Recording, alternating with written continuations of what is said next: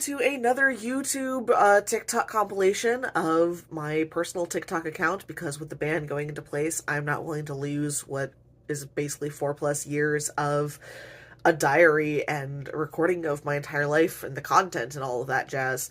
Content warning for this one, I go into how Overeaters Anonymous is a cult, mentions of past suicidal ideation, think there's probably some mentions of abusive boyfriends and hypersexuality as trauma response as well. As in general, be careful. My life has not been easy, and I process via making videos about it, so yay. But yeah, if you're watching all of this all at once, I know at least one of you is starting to do that while untangling yarn. Get some fluids before you do so, and, rest and hydrate, and take your meds if you haven't already. So, a fun thing that I've recently discovered that I can do is come home with a giant box full of thrift store yarn and put it on the kitchen table, and then go in acting really nervous and telling my partner, so I did something a bit impulsive. I rescued a puppy, and it's in the kitchen. And then when she freaks out a little bit, but like, not too much, because she's scarily calm in like crisis situations, I go, it's just yarn. It's just yarn. But it's funny, because it's not outside of the realm of possibility for me to come home with some random dog I found on the street. Because I'm okay with being a white lady in this one instant. Did my time in the pews, I took the biblical abuse. I sang the hymns when I didn't even want to. I sat through the sermons to hear them say my friends would go to hell. But if that's sinning, then send me straight to hell as well. I'm very busy. Well, I'm sure you are. I don't like your tone. I'm sure you are. Let's say I'm name 5 famous people and I'll name 5 birds. I'll name 100 birds. Nobody wants your birds, Brennan, please! Listen, it's not autism. It's our-tism. See him at the headed video train. Pictures of your pictures that left every thought your face. Start a rumor, tie up rumors to a boomer, or DM a girl is rumor, find your humor, and your here's a healthy breakfast. Kill your mom, kill your women, that's why women, here's how you kill. None of this was intentional, but damn, Grandma went 3 for 3 in the last 24 hours. So much psychic damage. 1, no, I haven't heard from my younger brother / abandoned child. Thank you so much for reminding me that he hasn't messaged me back after you pressured me to reach out. Love that.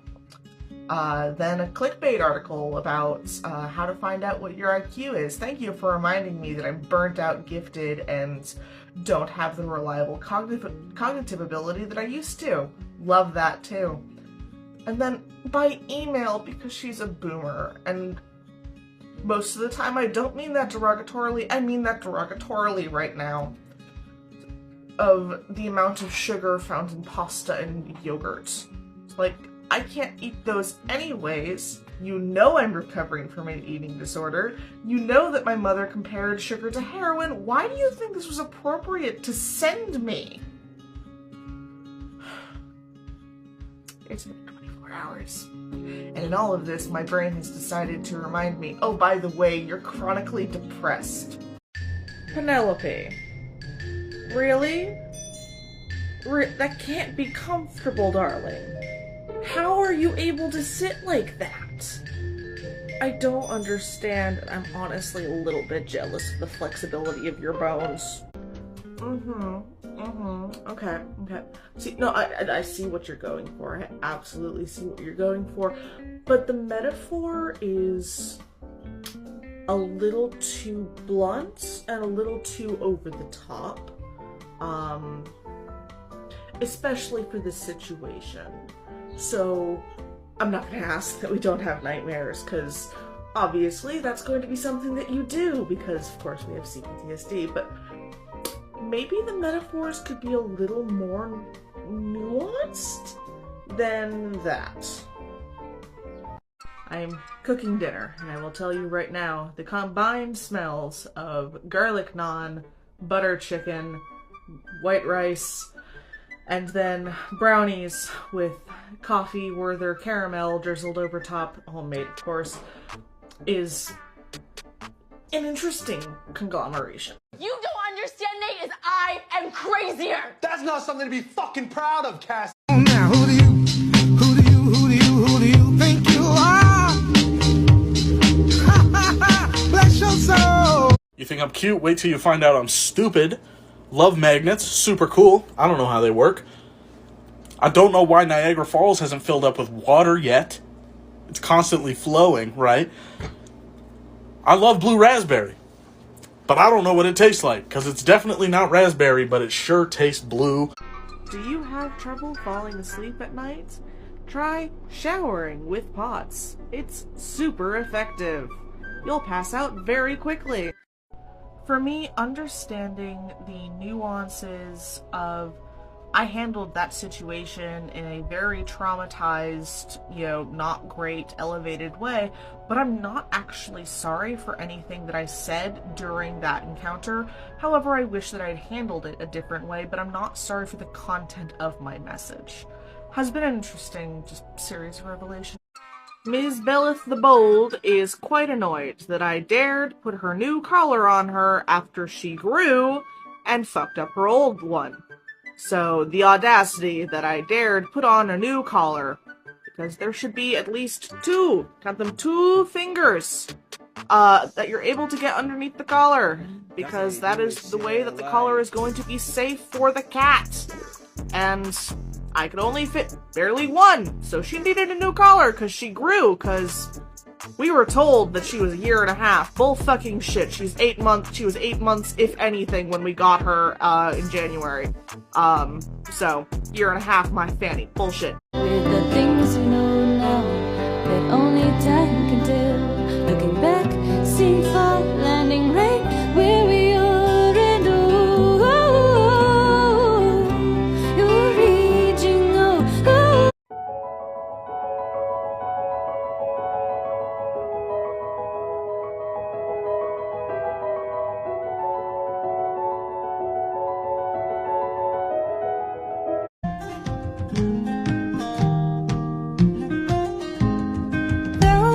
Soldier who carries a mighty sword. We had a hell of a ride, but you thought we were riding to heaven. Well, I motherfucking lied, so crank that funky shit to 11. The waste of nothingness! Now print, you piece of shit! I am a former library director. My girlfriend works in IT. Those things respect no one. No level of education, no honest accolades. Those things respect no one. Do not show it any respect in return.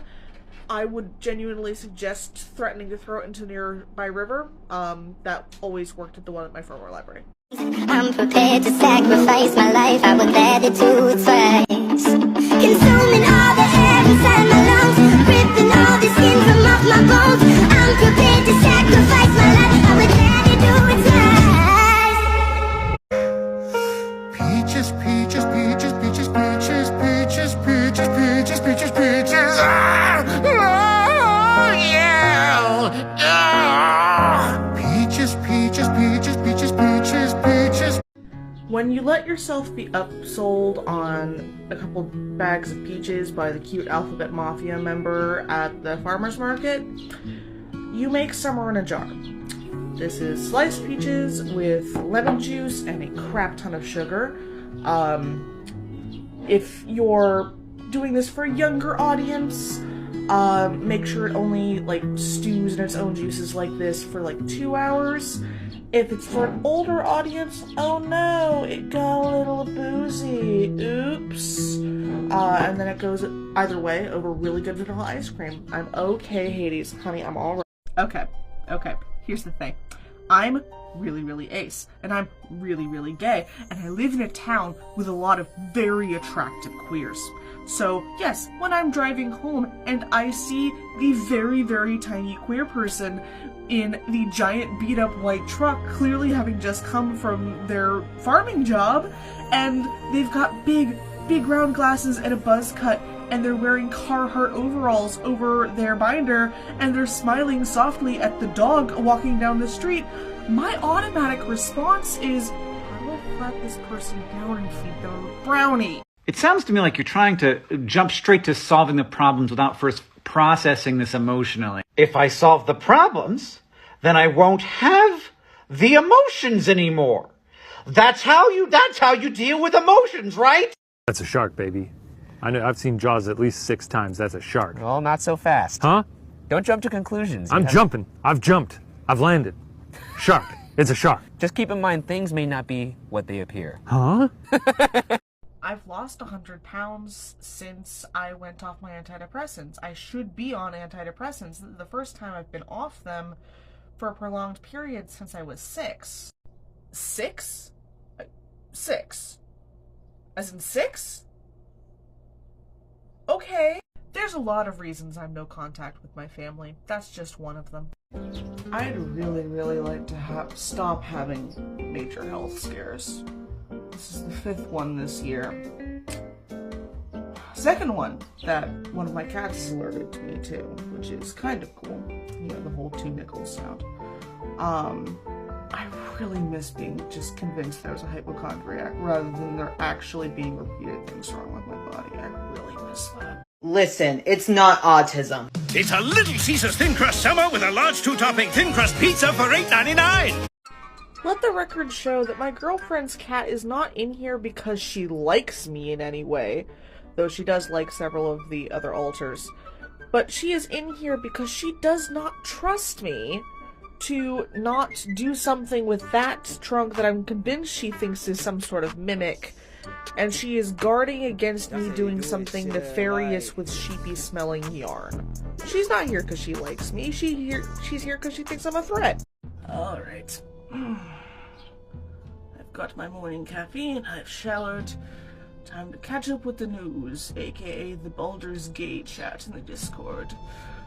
It's like, no, Penelope, it's incredibly important that I keep track of who my partners are thirsting over so that I know what to get them for presents and know what to quote at them to make them melt.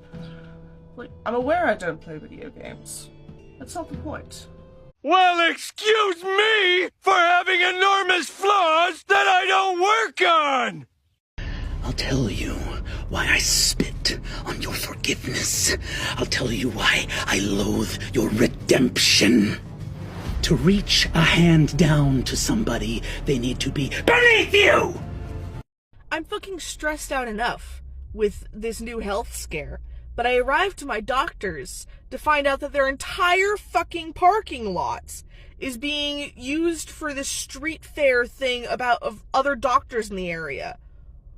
No one fucking informed me of this. I spent 3 minutes circling the fucking block trying to find parking in a city I loathe driving in, when I'm already incredibly stressed the fuck out. What the fuck? I'm now being glared at by other patients because I managed to find a closer parking spot. I don't get. What the fuck? No, you're not scary. Here I am. No, you're not. Here I am. No, you're not. Here I am. How are you scary? Big, scary, intimidating. I loved my girlfriend so fucking much. So she sent me a picture of a palace cat, kitten that has just, been born at one of the, zoos in the country. And was he's like, oh my gosh, look at this cat. And because it's a palace cat and they have super expressive faces and this bebe looked confused, I commented, somehow gender. To which she clearly remembered that one of my genders is constantly in distress. So she checked in to make sure that this baby cat wasn't in distress, because I'm the, biologist and animal behaviorist of the polycule, and my loved ones have sent me things of oh my gosh, looks so cute, and I'm like, oh my god, that animal is not having a good time. That I provided reassurance that, no, it's just a Bebe Palace, kitten who is very confused. They always look like that. Bebe is not in distress. The gender was confused. That was the gender. So, in the nightmare, I'm vending at a farmer's market, and my youngest sibling has a bunch of really nice, beautiful jams and jellies. Damn, even your nightmares are hobbitcore. What the fuck? 'Cause I want you every night to wrap my arms around you. Say it 1,000 times. Come closer, oh come closer. I don't wanna fuck this up. Whoa, maybe it's a little too much. Whoa, but I think I'm in love. She is not an inherently safe person. She's literally just an older woman who didn't treat you like shit. Stop imprinting on her. I'm stopping for a breather, but I'm doing it. I walked down to the post box and I put mail in the post box. It's like a block and a half. I walked a block and a half. Those of you who don't know my health issues, but this is a big deal and I'm proud of myself for it. I'm home. I'm in the AC so my body can have help regulating the temperature, but I'm winded and I'm sweaty and I'm tired, but I walked and I did it. And I'm incredibly proud of myself. I'm allowed to sit down, I'm allowed to sit down, even for things most people do standing. I'm allowed to alter the task at hand to make it less physically demanding. She is the best thing that's ever been in my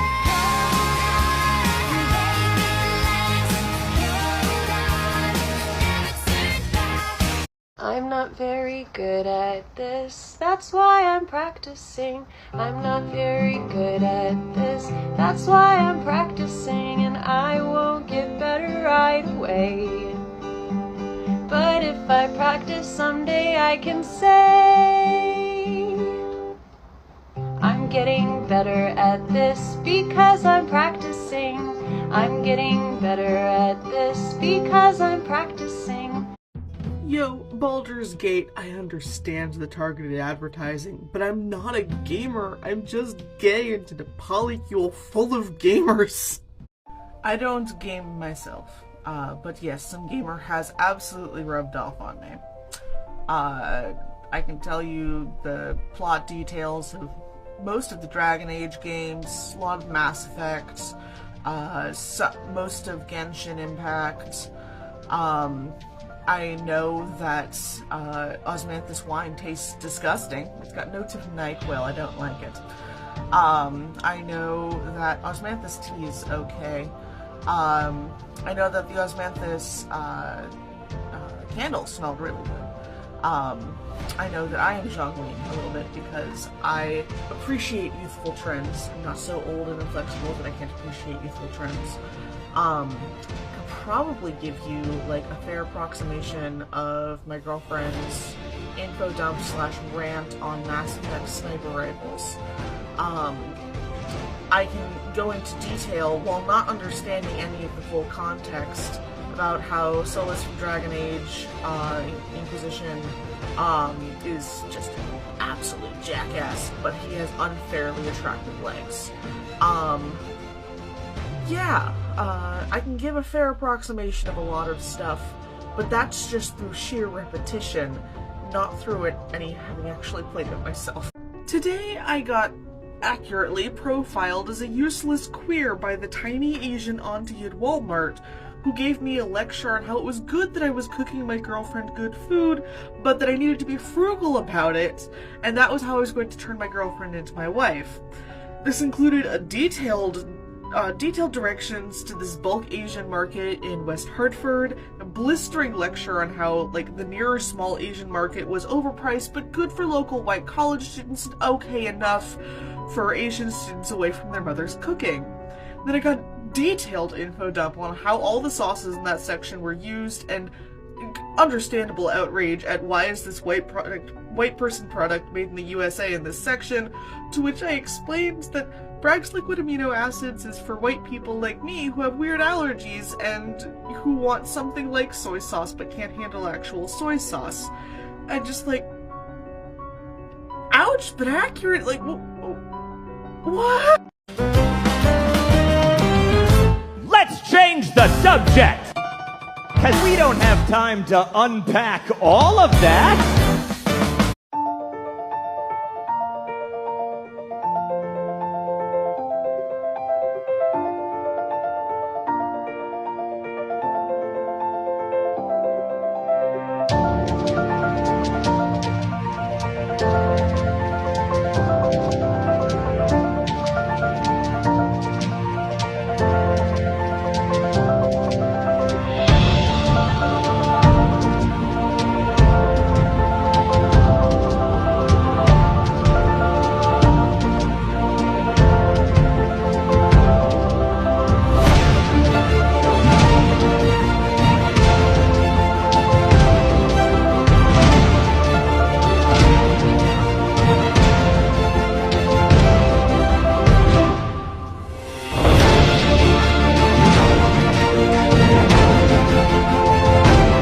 Yo, dude, did you bring the... no, I thought you said to bring the... Did you at least bring the... no. But I brought the... Okay. Well, at least it's not the... That's true? The laws of lesbianism. I am able to put together any piece of furniture by myself. See, now, when I first saw this, I was stoned out of my goddamn mind, so I spent 15 minutes trying to figure out how you had gotten the bed that I had just finished making into your TikTok. Is this just a style of furniture used by queers? I don't understand.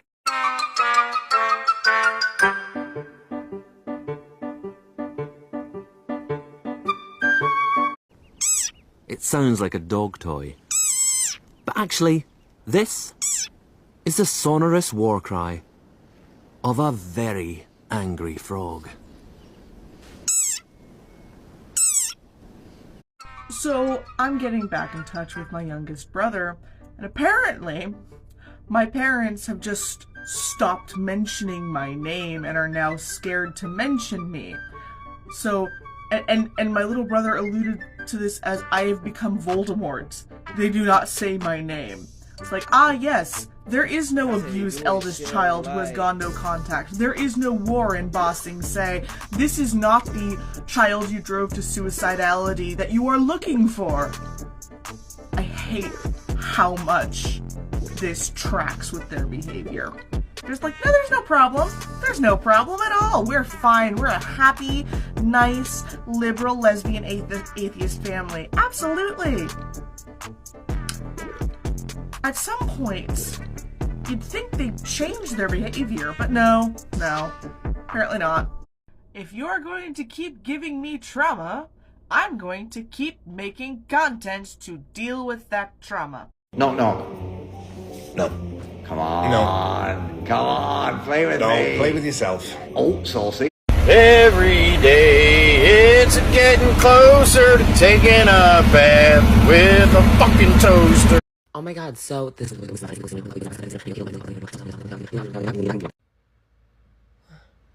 Oh, sorry, I'm gay.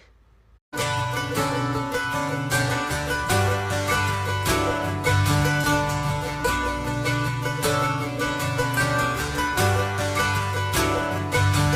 I'd give up forever to touch you. So nothing bad happened? You didn't wreck it? You didn't hit anybody? You didn't run anybody over? You didn't get a speeding ticket? Wait, Jeffy, why are you making that face? Jeffy, did you get a speeding ticket? Jeffy? It says support the bottom. I support you. I'm sorry. Did you just give me advice intended for normal people? I did, yes. Have I not made it abundantly clear that I am weird as shit? You have, yes. Then why would you try to give me advice that only works for the normies? In 5, 6, 7, 8, I am ready to go home. Now you know my terrible secret! You're gay? It's fine if you're gay, Butters, I don't care. Being chronically ill without any of the actual diagnoses yet is fucking a time. Because every single doctor I've seen so far absolutely agrees, oh yeah, no, there's Ehlers-Danlos syndrome, but we can't call it Ehlers-Danlos syndrome until you get the genetic testing, and that just got moved further back into January. It was like, oh yeah, you probably absolutely have POTS and probably MCAS as well, but again, can't actually treat that until we have the actual diagnosis in front of us. So I'm currently having a lot of brain fog because I did an experiment, which I did with supervision, or not supervision, but approval of my doctors.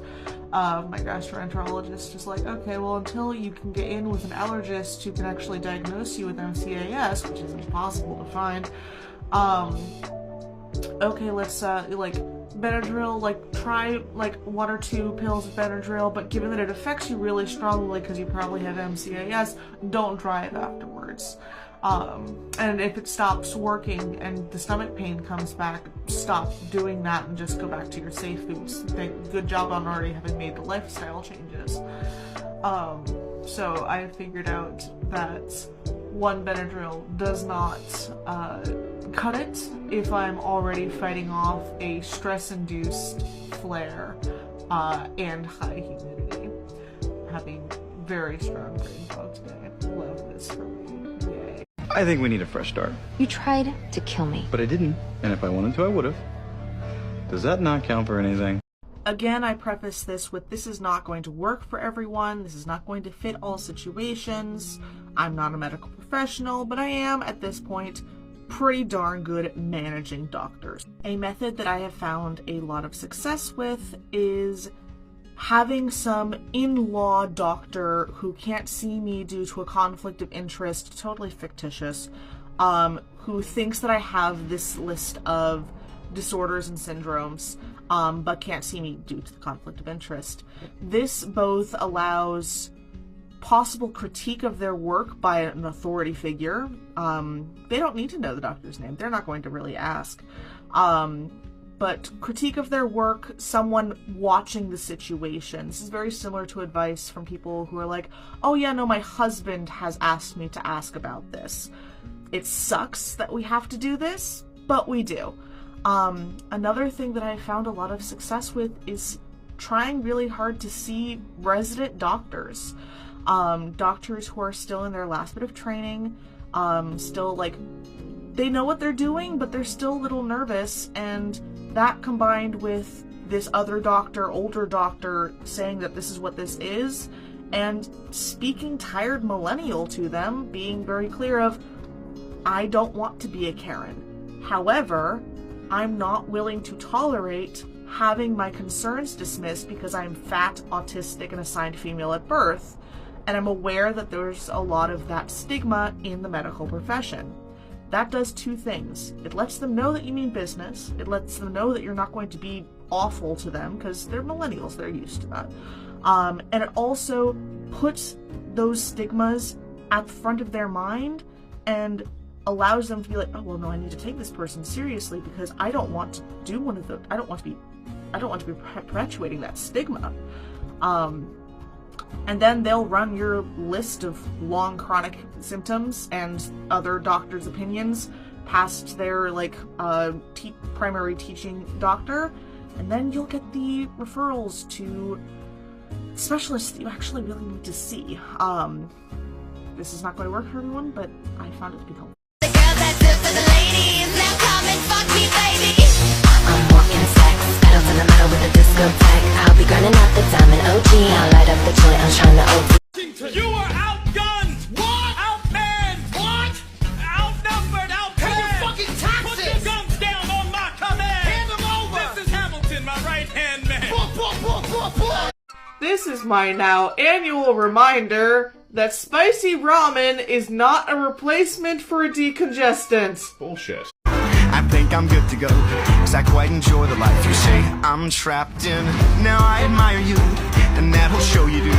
You're onto something, really it's something. I live among the swells and we don't pick up peanut sugar. Me, I'm your oldest brother, Justin McElroy. And I'm your middlest, most balanced brother, Travis McElroy. Our God is an awesome God. He reigns Not where I from thought, heaven above. You know, and I'm not judging you, but I'm just saying everybody else is gonna. Just a general PSA for any autism moms out there. Just because the clearly autistic adult has a cane and can't run away doesn't mean you should info dump all of your child's medical history and background to that autistic adult. Also, no, I'm not going to pat you on the back for sending your child to ABA therapy, you fucking monster. Cause I'm just kidding. Anywhere else I'd be a 10. Is it my destiny to live and die a life of blonde fragility?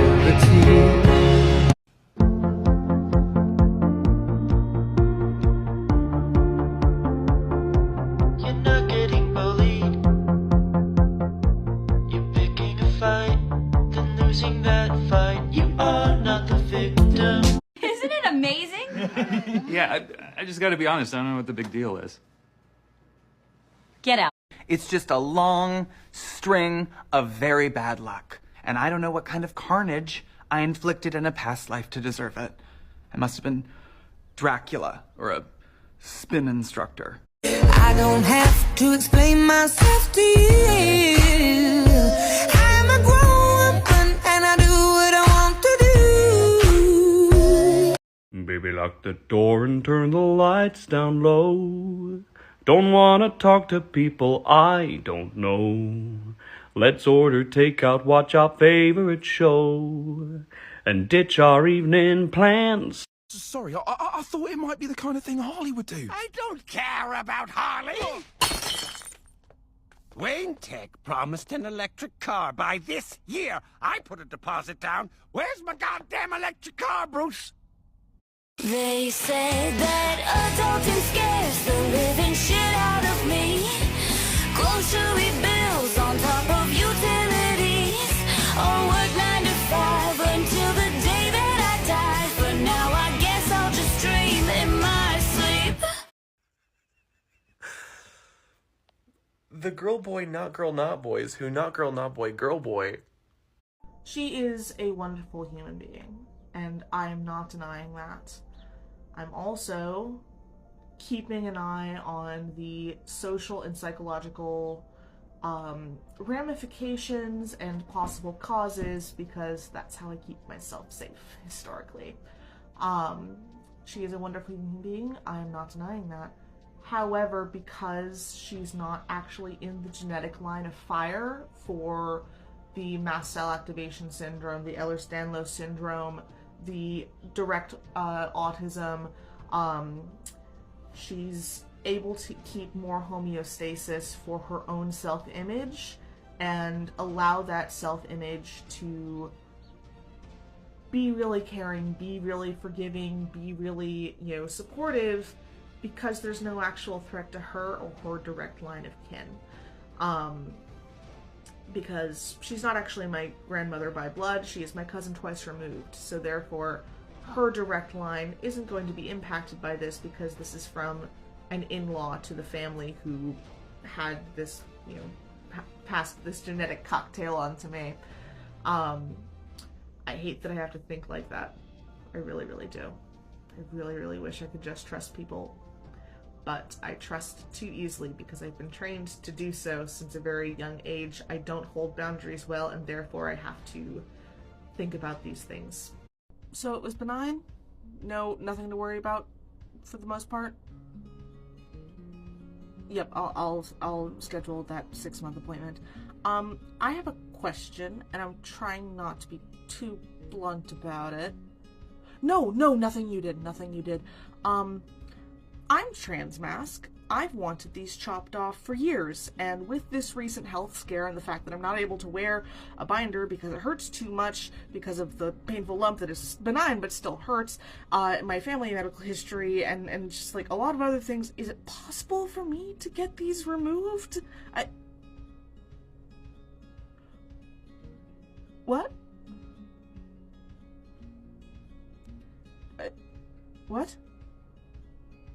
No, I was expecting a lot of pushback about my BMI. I was not expecting to actually just have the referral like that. Society? Okay, I'm gonna go process. No, it was a really good joke. I'm gonna, okay, thank you. What the fuck? Fuck your pumpkin spice, fuck your pumpkin spice, fuck your pumpkin spice, fuck your pumpkin spice, fuck your pumpkin spice. I'm officially friends with too many trans femmes.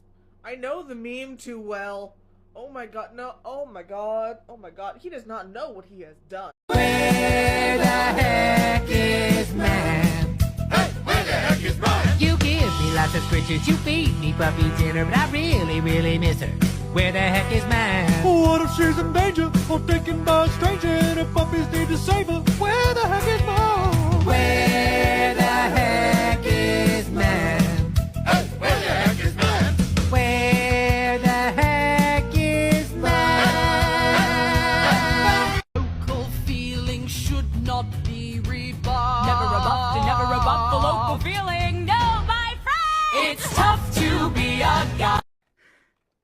You consider me a friend? Sure, what else would I consider you? I don't know. An embarrassment, a way to rebel against your parents, a desperate cry for help. The list is endless. Where the heck is man? Hey, where the heck is man? You give me lots of scritches, you feed me puppy dinner, but I really, really miss her. Where the heck is man? What if she's in danger or taken by a stranger and her puppies need to save her? Where the heck is man? Where the heck is man? Hey, where the heck is man? Your job was simple, your directive was clear, so how, in the flippity-flappity fuck, did a dangerous weapon of mass destruction end up in the hands of a Russian spy while we are in the middle of a Cold War with Russia, you fucking dum-dum? She asked me why I no longer try and waste my time, but I said fine, 'cause every time you will succeed, and there's no when someone's seething, and spite's as good a reason to take his power. My love language isn't physical touch, it's physical touch. If I'm not wrapped around you like an anaconda trying to snuff the life out of its prey, then I am not close enough to you. If you are not struggling to breathe, then our connection isn't strong enough. Are any other LGBT folks getting just fucking spammed and what feels like targeted with these new Christian ads on TikTok? How do you make them go away? You can't block them, they're ads. How do you make them stop? Stay alive, lay, oh Lord. He will slay you with his tongue, oh, lay alive.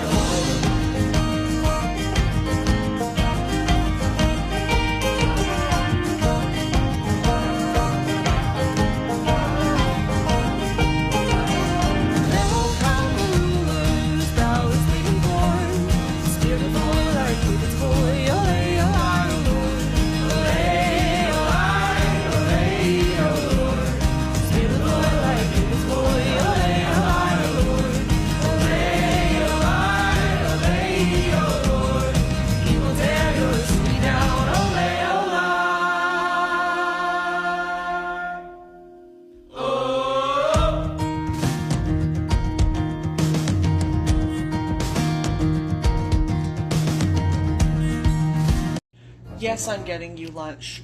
No, this is not some 1950s trad wife thing. This is gender-reversed Addams Family. You are Morticia, who has been managing our estate all morning, and I am Gomez, helping Grandma in the kitchen. It's all good. Hold on! This is my favorite. Hold on! Her sister was a witch, right? And what was her sister? A princess! The Wicked Witch of the East, bro! I'm gonna stab him. You're gonna look at me and you're gonna tell me that I'm wrong? Am I wrong? It's my favorite she movie. wore a crown and she came down in a bubble, dog! I'm not fighting with you. Grow up, bro!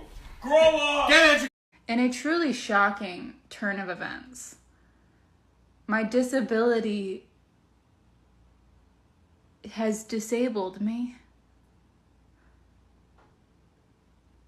Well, I was scared that my ideation had come back in full swing, but turns out I was just really, really, really hungry and on my period, so, alright. You know, I'm gonna chalk it up as a win after a large thing fries. Understandably and justifiably and validly, I'm having a lot of complicated emotions about the fact that I can't drive anymore. But more than anything else, I'm incredibly proud of myself for having saved my own life by going no contact when I did, moving when I did, and moving to where I did. Because if I was this physically disabled and still in contact and still in a relationship with my mother and this physically disabled in rural southern Vermont, I would have ended up taking my own life. I hate how I can so clearly see that alternate timeline, but it's so freaking crystal clear. If I was still with her, if I was still that trauma bonded to her, I would have taken my own life for being such an inconvenience and for such a failure. However, because I've had the years of growth that I have, away from her, no contact, away from the training I've had since before I was born, I'm able to see reality more clearly, and I'm able to stay alive. I'm also able to have a reliable bus system that I can walk down to and access everything in this more centralized location. I'm able to survive here in a way that I was not going to be able to. I have DoorDash here, I have Instacart. All of these things are not really available in southern Vermont. I'm so much more able to be disabled here and have a better quality of life. So, yeah, I saved my life by going no contact, and I saved my life by moving.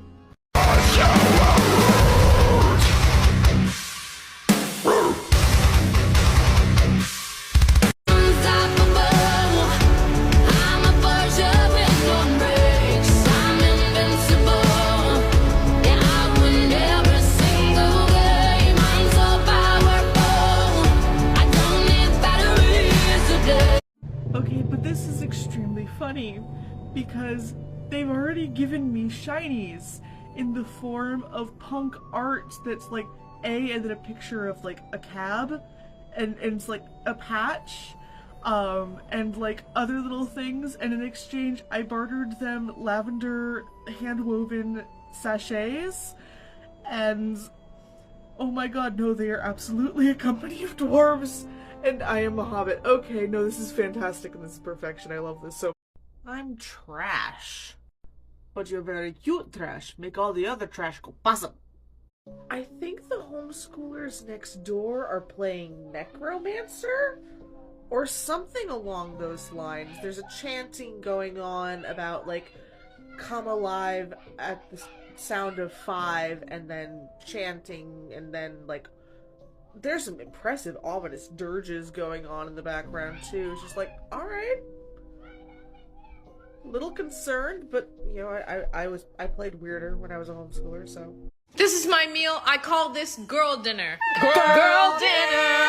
Girl dinner. Girl dinner. Oh, girl dinner. I keep having to remember that I live in a very self-selected area full of neurodivergent, genderqueer, queer in general people, and that that is comorbid with Ehlers-Danlos syndrome, because I have met so many people with Ehlers-Danlos syndrome, and I'm like, I thought this was rare. And then I go, oh, right, we're all gay, autistic, have ADHD, CPTSD, you know, tummy troubles, etc. No, yeah, okay, fine. I don't think about the Roman Empire on a daily basis. However, I do multiple times a day think about Mesopotamia. And so I'm taking this as gender affirmation and gender euphoria in my trans, masc, non-binary gender identity, but also I take great comfort in the fact that I too would have absolutely been conned into buying substandard copper. Fuck you, ANSC. What do you mean my cards were declined? Try it again. Buy me Prada. Balenciaga.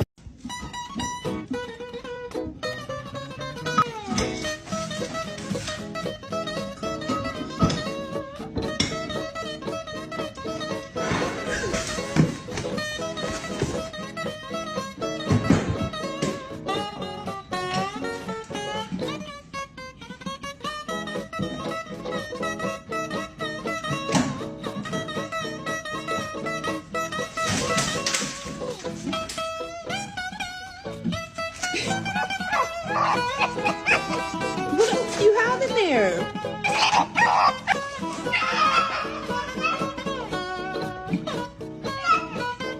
You're a woman with a brain and reasonable ability.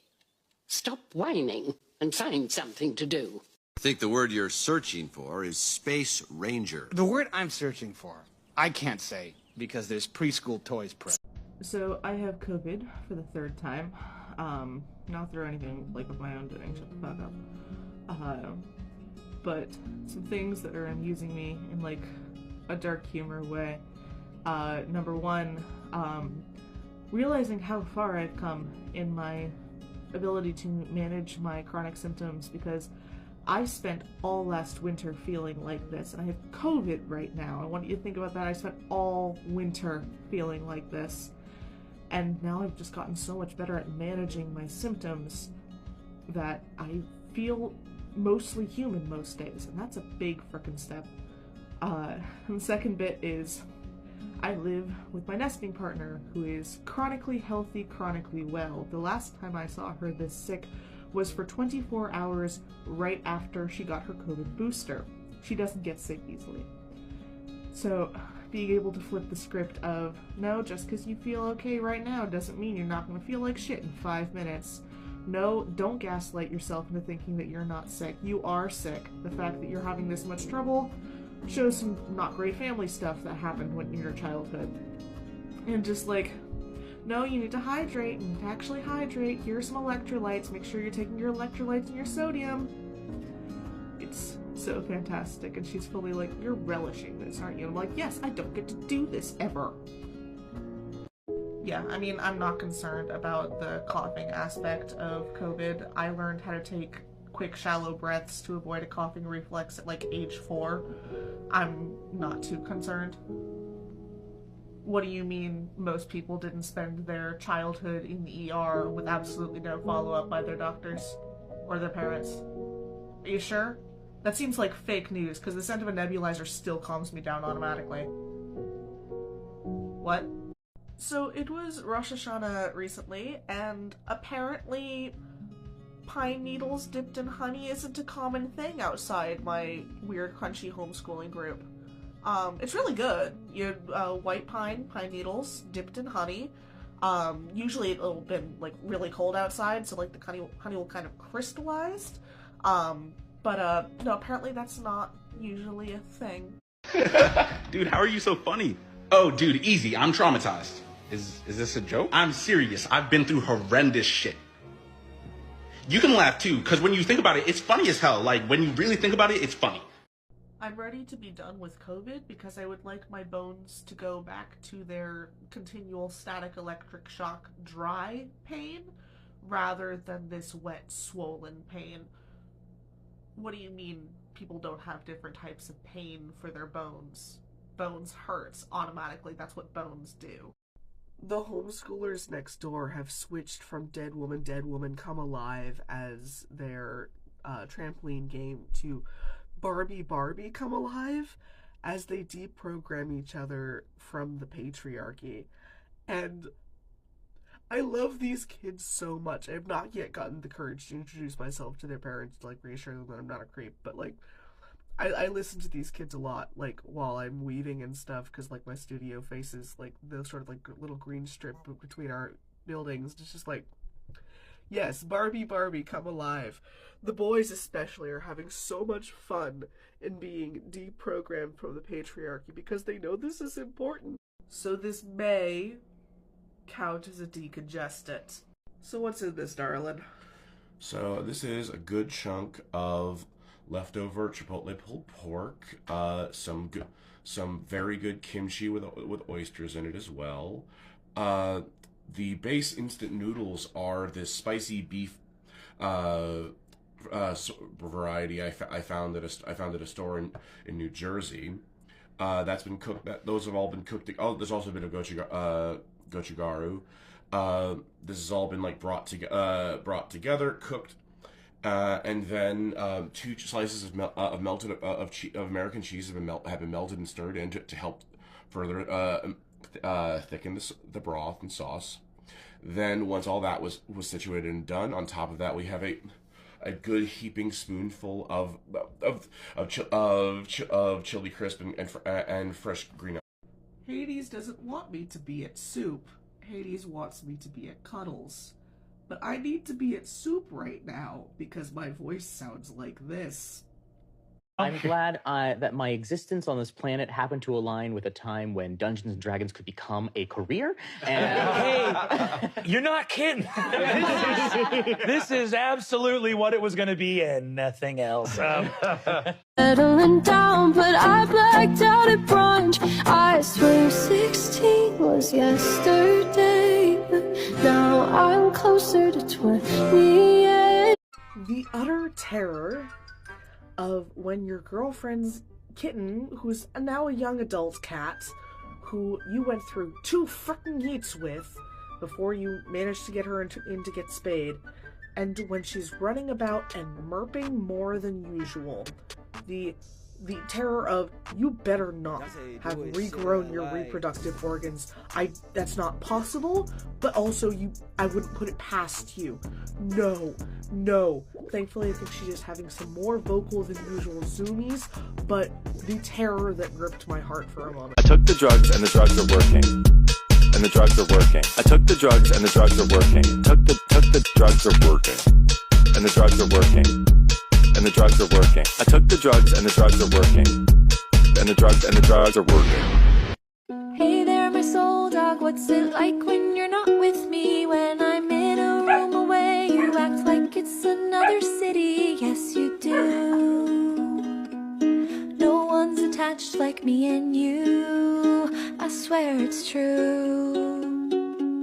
Hey there, my soul dog, I'm okay with codependence. I'm right here if you get lonely. I'm a fan of your attendance. Close your eyes. Listen to my voice, it's no surprise. I'm by your side. Oh, it's what you do to me. Oh, it's what you do to me. Oh, it's what you do to me. Oh, it's what you do to me. It's what you do to me. A stench from up above, but you and me never had love. So much more I have to say. Help me find a way. And I wonder if you know how it really feels. Shredding waves is much more dangerous than people realize. You're very brave, Ken. Thank you, Barbie. I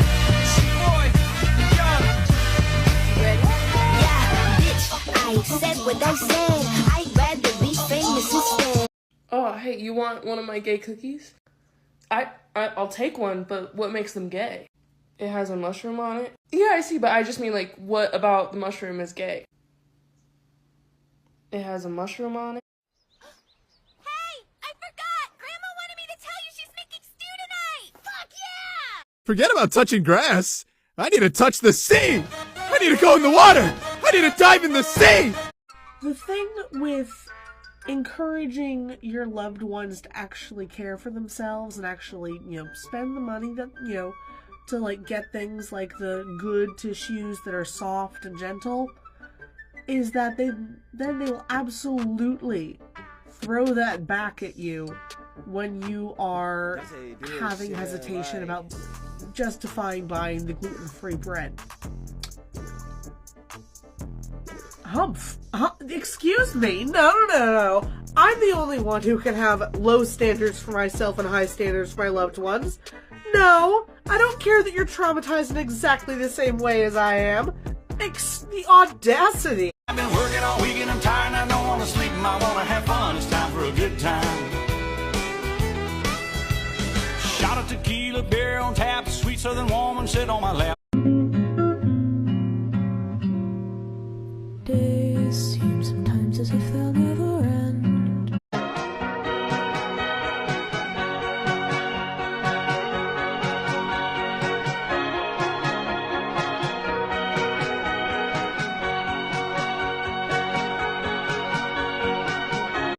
What if those who get lost in the Bermuda Triangle are time traveling? What if?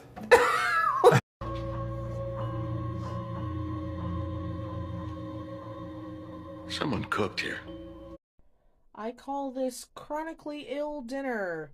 Chronically ill dinner. Chronically ill dinner.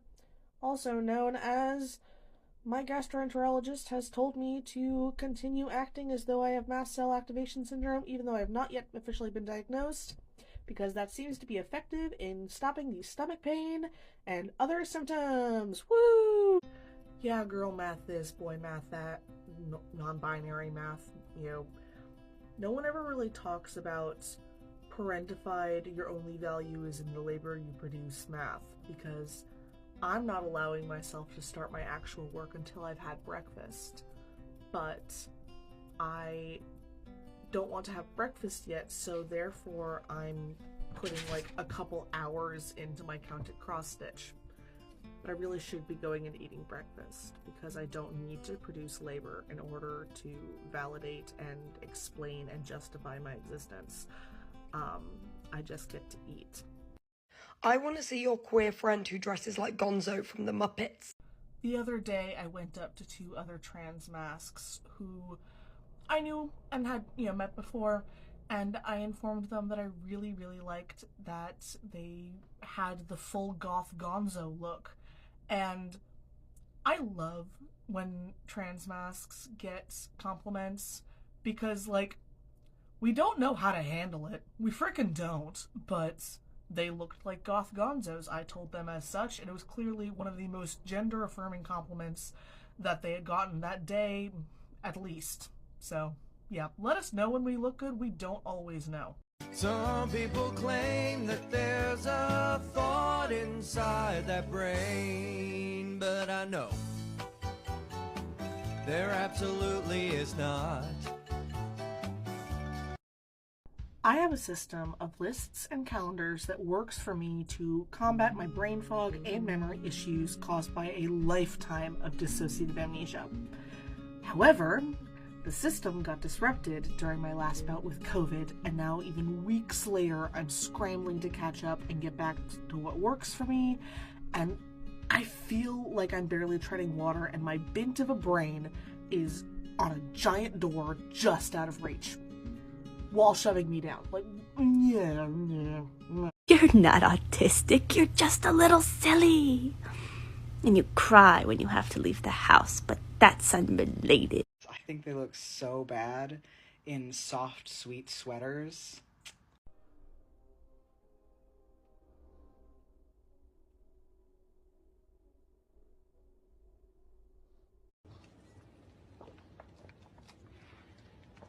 It's like a reward.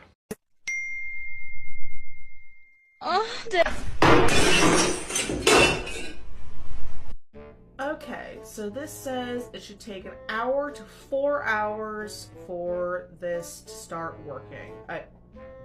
What?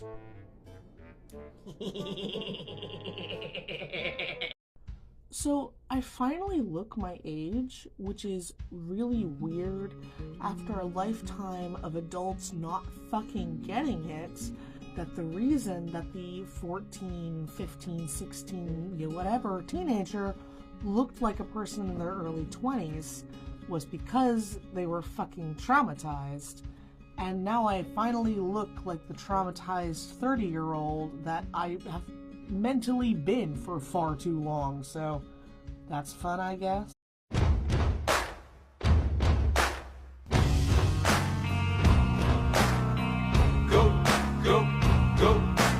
Dumb ways to die. So many dumb ways to die. It's your birthday. Dumb ways to die. Whopper, Junior, Double, Triple Whopper. 121 girls.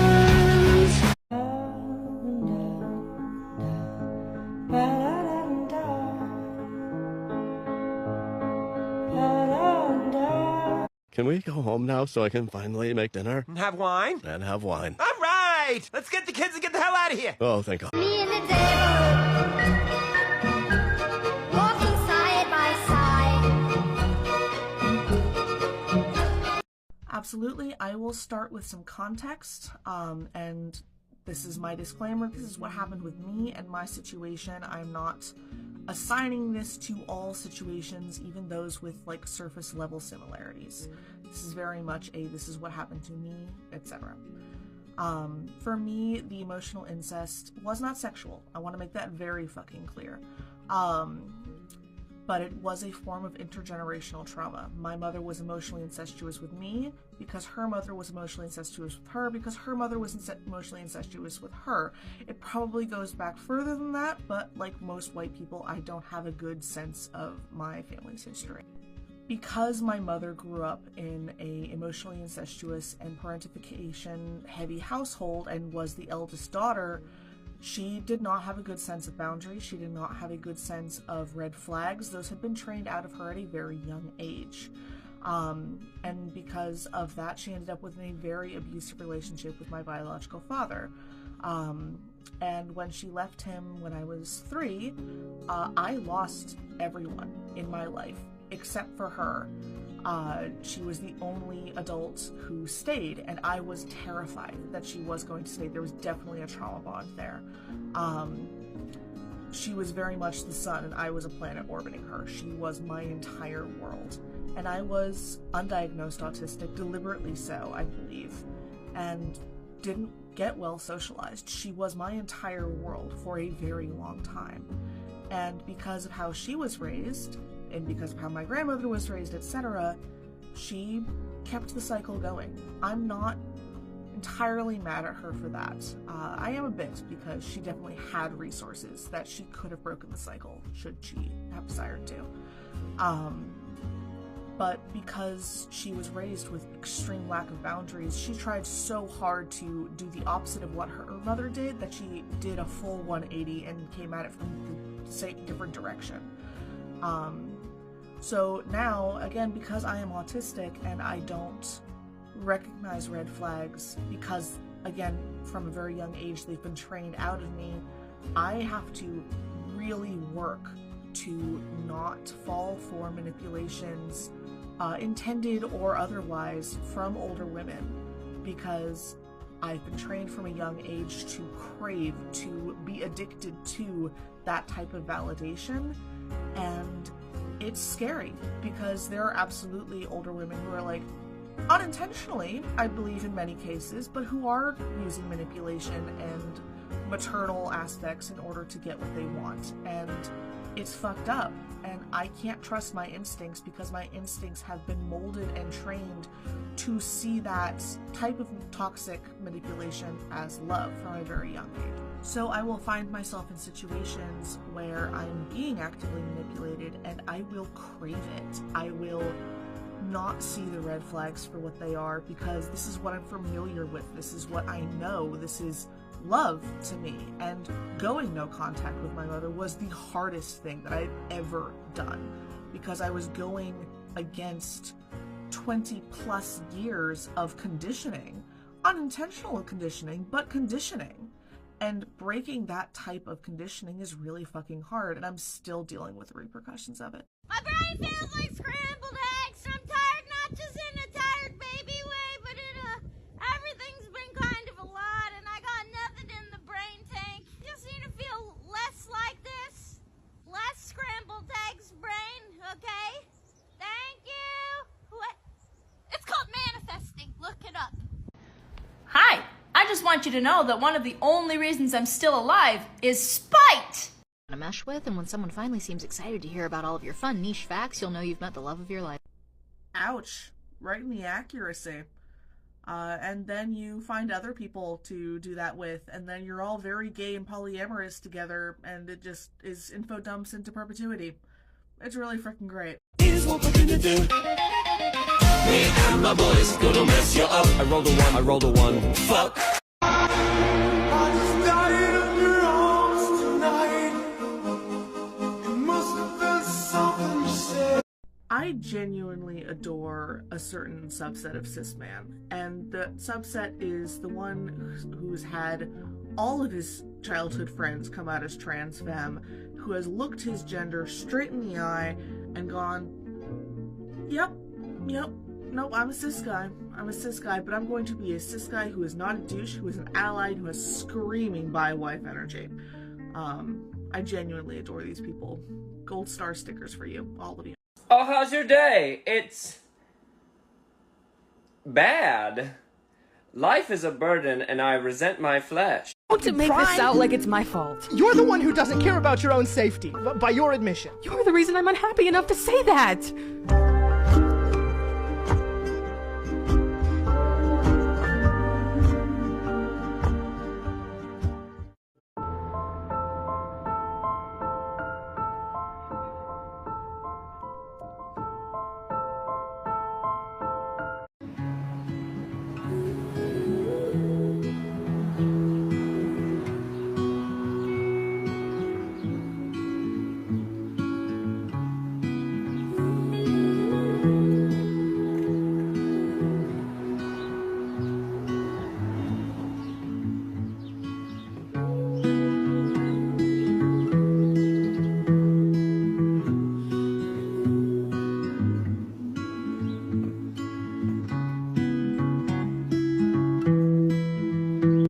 now 24/7 Christmas music. Halloween was yesterday. Christmas! What in the sweet hells were you thinking? Activating that lot? I was right there! Gods!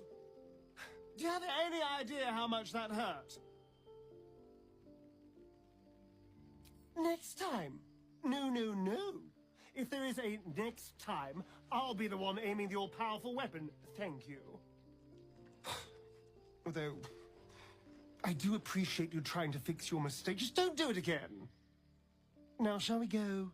Or do you have any other chaos you need to unleash here? I just set a firm boundary with my grandmother, and she immediately apologized and said that she would respect it. Is this what it's like to have a mutually respectful relationship with an older relative? I wouldn't know.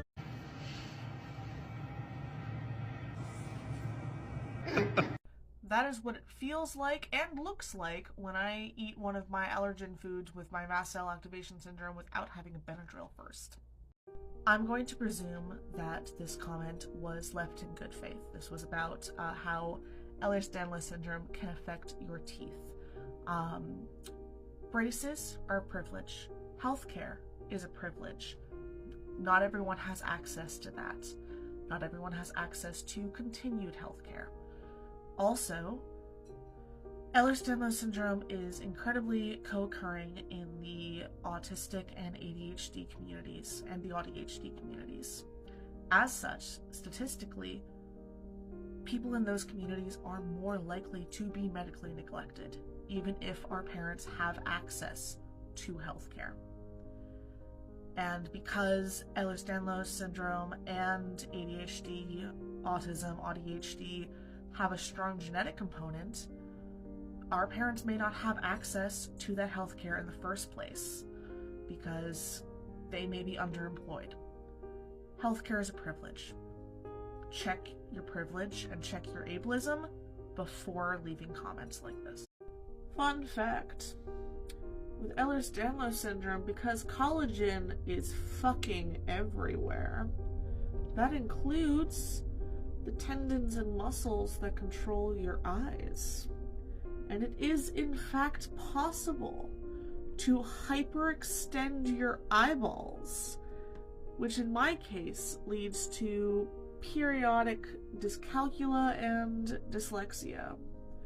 I can read okay right now, but if I try to focus on numbers or math right now, I'm going to get a blinding headache and not be able to do it because I overlooked numbers earlier today. I hate this body and I'd like to trade it in for a newer model, or, but I got screwed over with my car body warranty. House husband tip of the day, I guess. When you're cooking a turkey breast in your crock pot, remember that it's slow cooking. It's going to make the meat really tender and fall off the bone. And if you forget to remove the neck, you're going to get even more bones. And we don't always want harrow hark soup, bone soup. Sometimes we just want a turkey breast. So, just a heads up.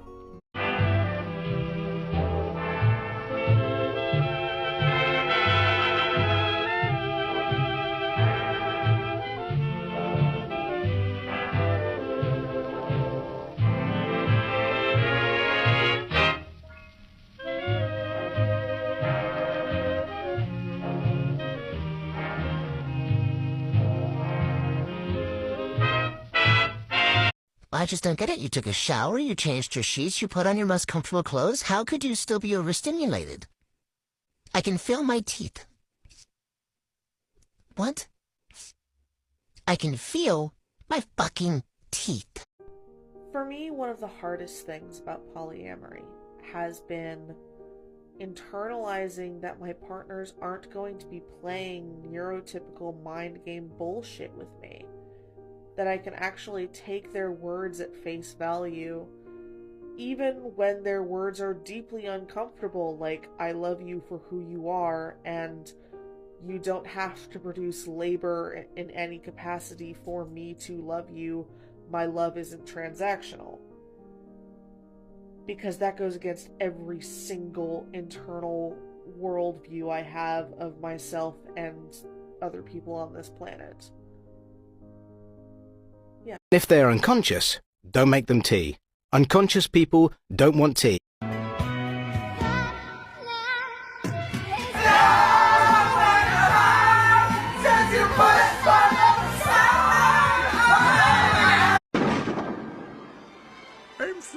I'm free. Dang it. I just want to talk to the people who designed the bus schedules and maps. I just want to talk to them and possibly do unspeakable things to their eyeballs in the names of all dyslexics and dyscalculics who have to use these services. I just want to talk to them. Just want to talk. Okay, my girlfriend made a batch of her magma pulled pork. I maintain that 3 cans of chipotle pepper and adobo is excessive. We have a lot of it left. Let's do some sort of, upcycling, leftover situation. All these recipes are for much more reasonably spiced pulled pork. I don't trust any of these recipes to manage her pulled pork. Fine. This is a very specific feeling, but the feeling of when you are chronically ill and you have an appointment later that afternoon that you've had to reschedule twice, once because you got COVID and once because the doctor was out, and it's 8 o'clock in the morning, and the office is calling you, and you go, oh, shit. And you pick up, and it's Mary the medical receptionist, and you adore Mary the medical receptionist. All hail Mary the medical receptionist. And she apologizes profusely, and has promised that she has a sticky note now, that any time that there is an opening, that she will get you in for that appointment. She's so sorry. Surgeon is unavailable. It's not gonna be happening today. Earliest is next month, but she's got a sticky note, and she's going to abide by that sticky note. And yeah, I'm annoyed about the appointment, but I got to talk to Mary. Mary's a delight. Wait, you don't have to go right now. You can stay for a little bit, right? Or you can take me with you and I can cheer you on from the sidelines or just sit in the background, right? You don't have to leave me. You don't have to leave me. Dogs are for people who want a posse, and cats are for people who want goons.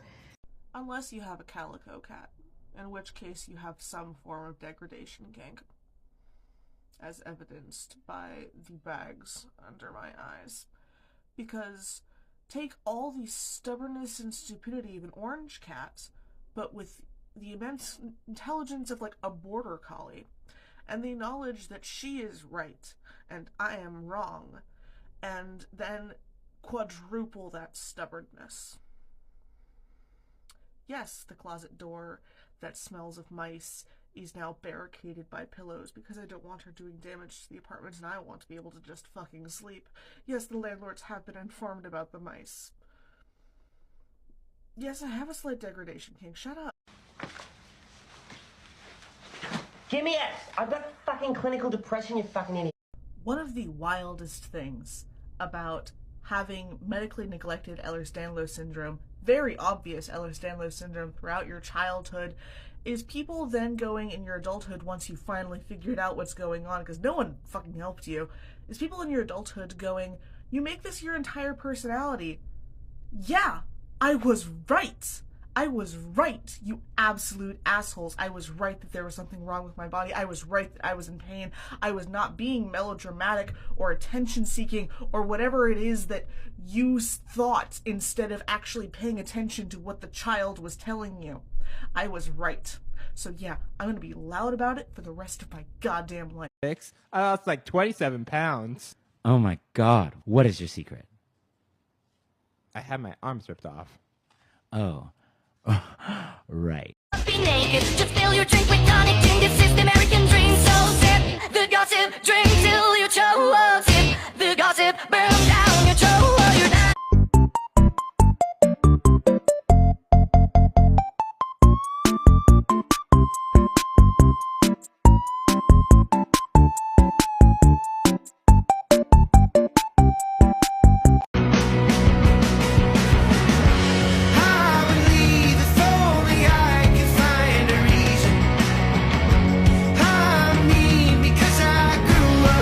New England.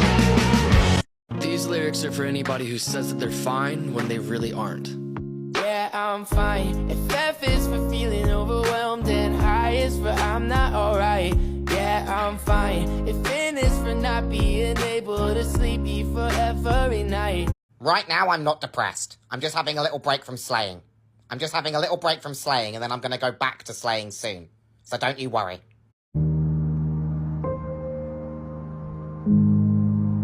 Interlinked. Do you long for having your heart interlinked? Interlinked. Interlinked. Do you dream about being interlinked? Interlinked. What's it like to hold your child in your arms? Interlinked. Interlinked. Do you feel that there's a... Do you have the spoon/bandwidth for me to talk to you about something right now? I don't know. Can I get a headline or a subject? Yes, absolutely. It is this topic right now. I don't need a deep dive or a lot of emotional labor. I just need to be reminded of something outside of my head.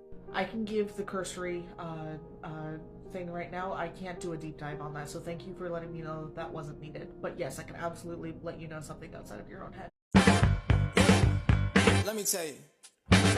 Girl, you my little boo thing. So I don't give a hoot what you do. Say, girl, I know you a little too tame. I be shooting that shot like 2K, girl, I know. Tell him I'm next. Tell him you find a little something too fresh, I know.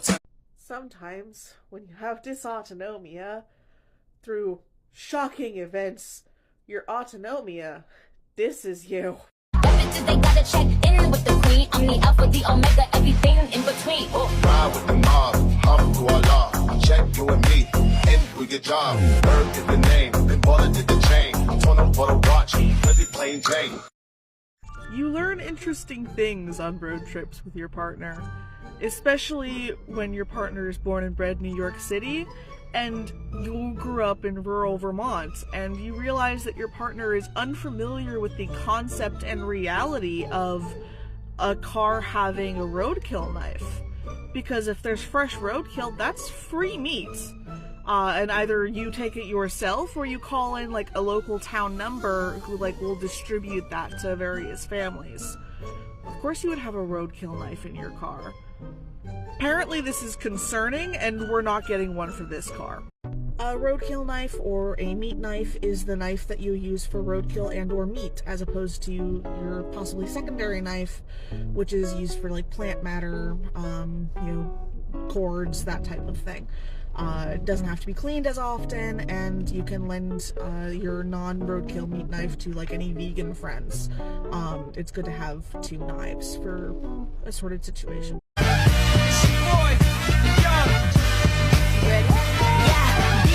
I said what I said.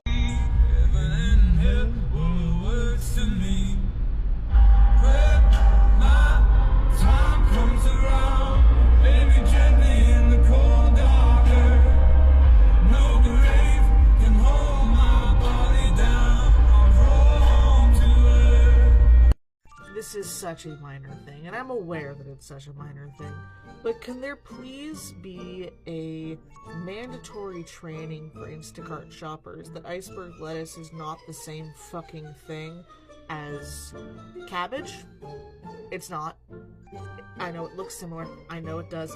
It has a completely different use in cooking, and if I try to use the iceberg lettuce that you repeatedly give me instead of cabbage, in place of cabbage, I'm going to completely fuck up my food.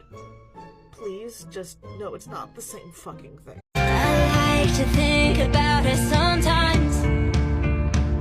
I wonder why she's doing tonight.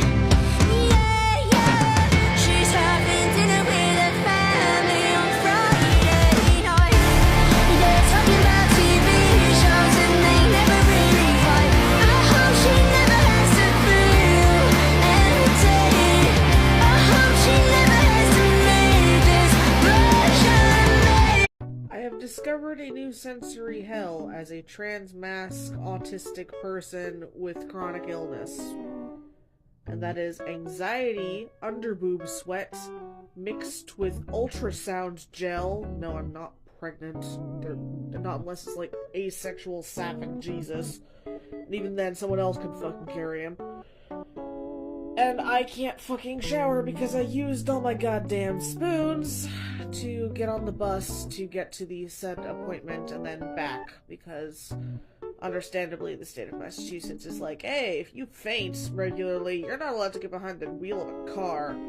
But I now smell like anxiety, sweat, ultrasound gel, and under boob, and no, I hate this, I hate this, I hate this so much. Make it stop.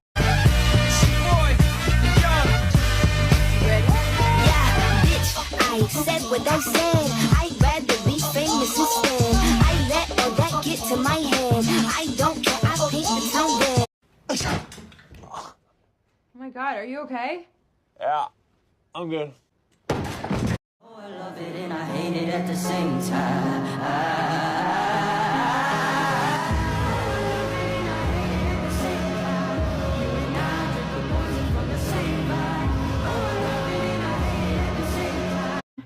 Well, you don't know me, but I know you, and I gotta see. Well, you don't know me, but I know you, and I gotta see. Santa Claus is coming. All over your face. Man, I feel like a burden. Listen, we might be both clinically depressed, but that doesn't mean we can't both satisfy each other. Get it? Because we're both really sad.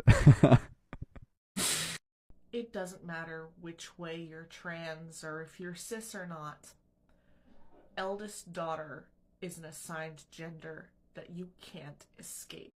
Late diagnosed realized autism is fucking stupid, because what do you mean now that I'm able to recognize when I'm overstimulated it feels 1,000,000 times worse?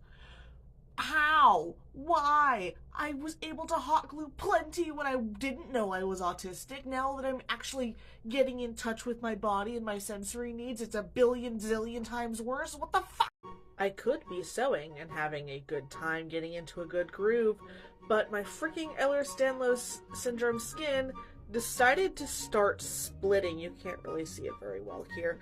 But yeah, that's from fucking thread. Yeah, so, and we're out of band-aids, so I'm being good, and I'm stopping sewing until this heals, which is annoying because I need to make more product. Today is test result day. I fucking hate test result days. So, gonna go see my cardiologist, and either it's confirmation that it's vascular Ehlers-Danlos syndrome, some new fucking thing, or the utter pain of your test results came back normal. I'm honestly not sure which would be better, but I've got strong partners, I've got strong relationships, I've built a strong life, and I'll be okay regardless. Rumor on the street is that her apples are delicious. The jury said she's charming, but her exes say she's wicked. I swear to God, I saw her howling at the sky. She ain't out to get you, but she's better on your side. Using this comment to bounce off of, yes, I am joyous, yes, I'm sweaty because I walked, but it was a combination of two of them, essentially. The test results came back as normal, but they came back as normal as in no sign of vascular Ehlers-Danlos syndrome, and then my cardiologist is like, let's do the, orthostatic testing just one more time, just for funsies, because, like, it's going to take about 6 months for you to get to a point where you're going to be able to be on the tilt table. So we did that, and I finally hit the fucking number for a POTS diagnosis, because I've consistently been testing too low for that, which is why we were going to do the tilt table test, because I was consistently testing too low for the quick and dirty, doctor's office test.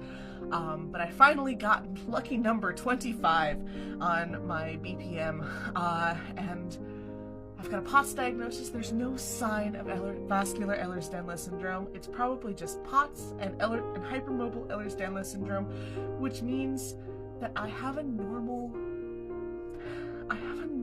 life expectancy now. I get to stay. I don't have to leave. And I get to stay. And I am so incredibly giddy that I put the positive adrenaline to good use, and I walked home from the doctor's office, and I am now sweaty and crashing and dropping, honestly, from the good news, but I get to stay. I get to stay.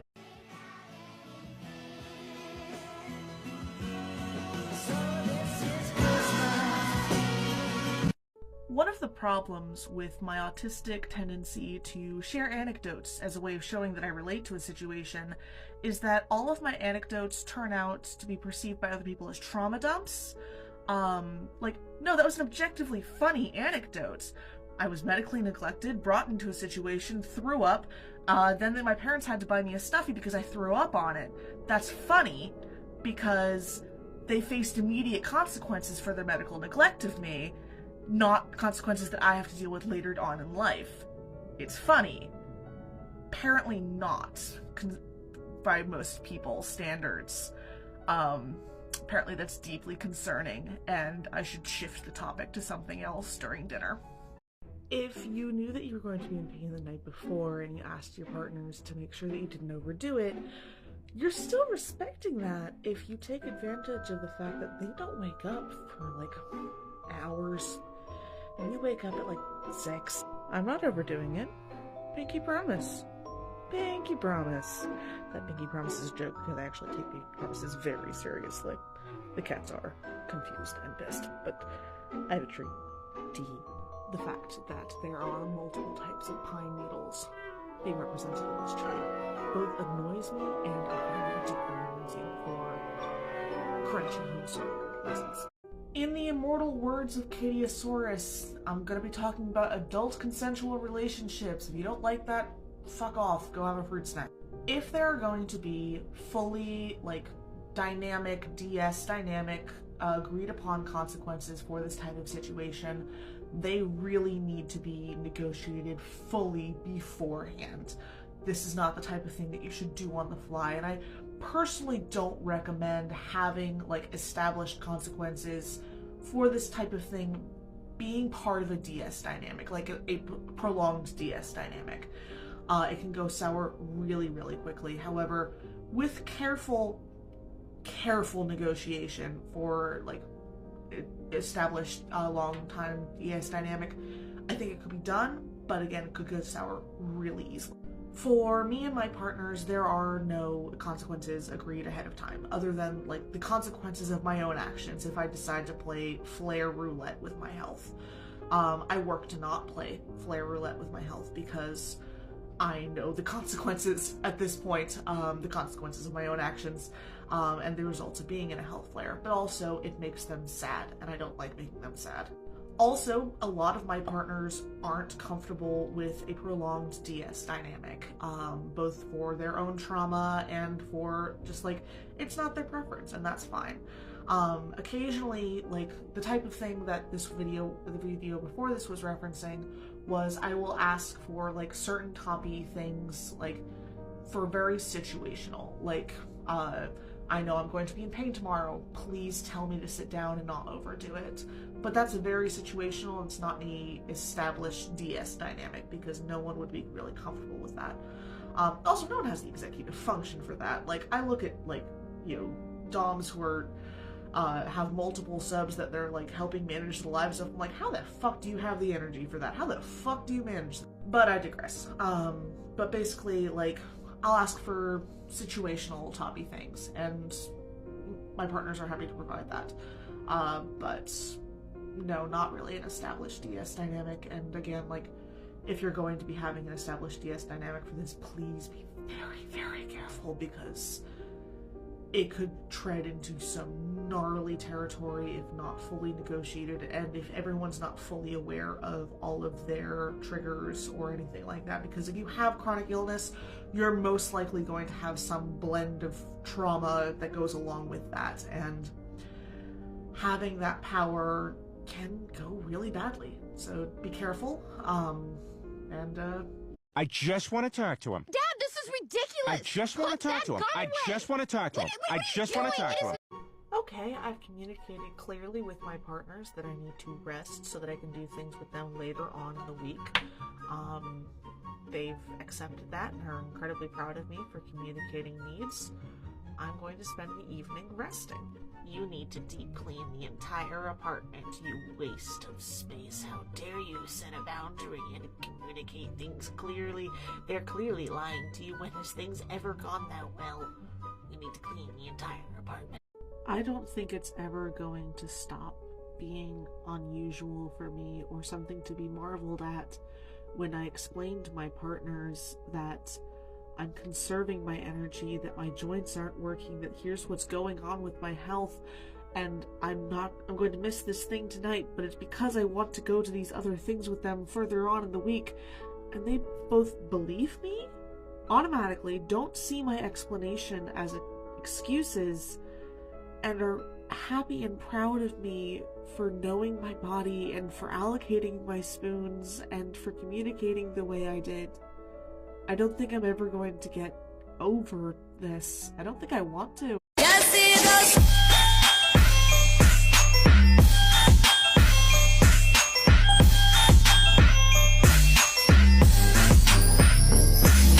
Sometimes people leave things in the comments that leave me shook. Like, shook. Another factor is that genetic collagen disorders and neurodivergence are incredibly co-occurring. We're surviving because we aren't being shoved into institutions the moment we show neurodivergence. If we're high masking, we're being labeled as quirky. If we're lower masking, it's not an option to just shove your child into an institution or take care of them in the backyard. It's not societally approved. It still happens, but it's not societally approved, which is why we're surviving into our 30s and getting these diagnoses now. I just got out of an art swap that was being held by like one of the studios one town over from me, and I got so many freaking goodies. This was so much fun. There's pizza and just a bunch of neurodivergent queer artists, and I got Yule presents for all my loved ones, and because they won't accept any of my actual hand-woven goods because they'll insist on paying me for those. But if I tell them that I got something for them from a fellow, queer artist in the area, they'll accept that as a present. So, but no, this was just so much freaking fun. I am hot and I'm sweaty because it got hot and humid in there. But this was such a delightful evening, and I really enjoyed it.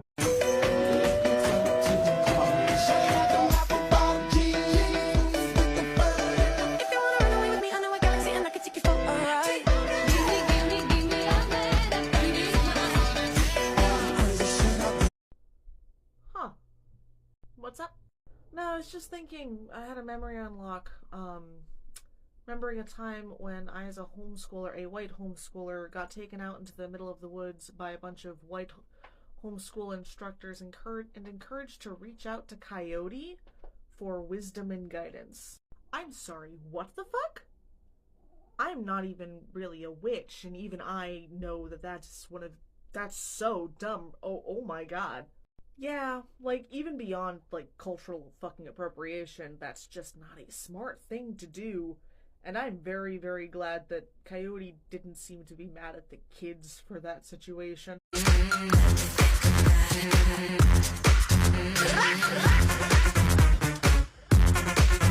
it be okay if I didn't know the way? If I gave you my hand, would you take it and make me the happiest man in the world? I wish I would have known that this time of year would be a time of grieving. I wish I would have known that the magic was a superficial feeling. Had I known past the sparkling lights, reality was dark. Maybe if someone had warned me, I wouldn't feel so lost. General PSA and reminder that when the person with the mobility aid says no thank you, I've got it, when you go to hold the door for them, the correct response is not to continually insist on holding the door for them. It's to say, okay, and move on with your fucking life. we're not here to make you feel good about yourself when you insist on helping us when we didn't ask, didn't request, and have told you no multiple times. After listening to this gentleman for several minutes, I'm wondering, does he seem to me confused or like he is omitting anything in his story? Are you using mundane or magical means? Mundane. I'm using my bullshit detector. Human interactions are fucking exhausting. I don't know how you people handle that shit. I don't. Fine, and I'll work on internalizing that my needs and wants are just as important as other people's. I say this for the bit, but also fuck you. You packed way too much into that Yeah. Sometimes dating queer gamers means saying things like, please don't try to fuck the Balrog, you'll get burned, don't fuck the Balrog, and then them coming back with, they said that about Karlak too, we're willing to take the damage. Don't fuck the Balrog. Don't fuck the Balrog. I just got my POTS diagnosis, but what if I'm actually lying and I'm secretly a horrible person and the doctor is in on it and I'm actually manipulating all of my loved ones into taking care of me? What if I'm faking all of this? I almost threw up and passed out putting away groceries and I can't talk without stuttering. I'm not faking this. Your elemental power is green. What's that? Green. Okay, so just to recap. Fire, ice, water, earth, lightning, and... green. Nice catch, loser! Oh yeah?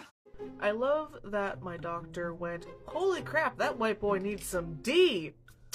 To go along with my testosterone, because apparently the fact that I have skim milk colored see-through skin and live in a northern latitude and am chronically ill and don't leave the house very much because I have dysautonomia, I need some D in my life. Yes, I'm allowed to make these jokes specifically because I am asexual. Good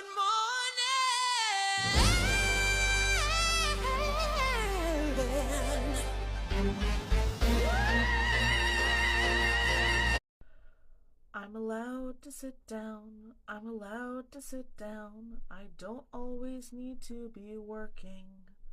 I'm allowed to sit and take a break, even if there are tasks I am shirking. Let the record show that Miss Penelope does not like it when I put on my testosterone.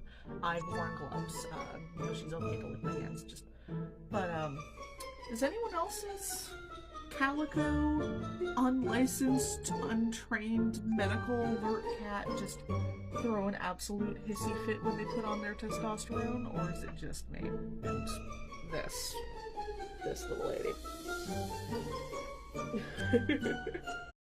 This question actually really helped clarify things.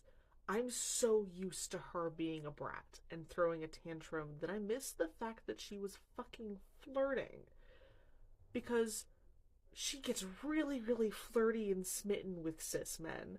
Like, we don't have a lot of them visit. Like, it's usually just, like, you know, handy people or, like, our landlord. But, like, that's what it is. She wasn't throwing a tantrum. She was wanting my attention and affection. Yes. Yes, you, Penelope. You.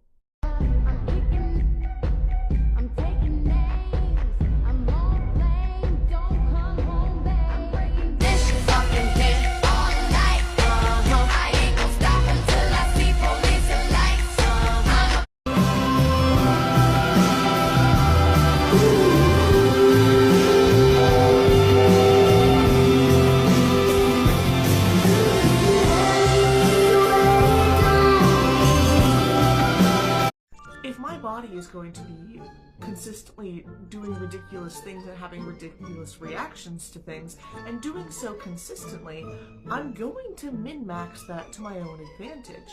Case in point, if I know I'm going to be sleeping somewhere that's colder than I usually prefer to sleep, I'm going to eat what for me is essentially a mild poison, aka a food full of histines, and then give myself a mild fever to keep me warm at night. Do other people not do this? This just makes good sense. Like, I'm gonna be careful and cautious about it and look at the other factors, but like, it was already humid. I was already in pain because I had been traveling for several hours. You know, I was already to take some acetaminophen. Why not keep myself warm with my body's ridiculousness? I just got misgendered at the thrift store, but also accurately gendered, because it was all this conversation with this older woman who, like, identified me as someone who should have gone to Smith. And then when I said, yeah, I applied, and I got in, but then I got convinced to stay home and help with the kids, she got big mad, and then correctly gendered me as parentified eldest daughter, and told me how she had been in the same situation and had run away to California. So I'm okay with this. Camera crew, you don't want me to give an interview at this going out of business sale because I will be too autistic, too honest, and I have too many opinions on the consequences of this business's own actions, and that no one is freaking surprised by this. If you run a skeleton crew and then work your workers into the ground, you don't get to be surprised when a bunch of them quit and you can't hire anyone else because word has gone out. You are the worst kind of good, 'cause you're not even great. A Greek who reeks of false righteousness, that's what I hate. 'Cause you fight to save lives but won't kill and don't get the job done. I mean, you totally could have avoided all this had you just killed my son. But no, you are far too nice. Mercy has a price. It's the final crack. We're about to break the ice now. You reveal your name, then you let him live.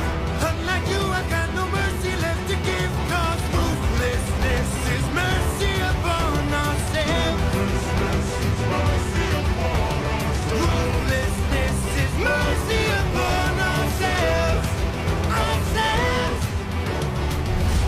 Okay, fine. Are we doing this? Cool.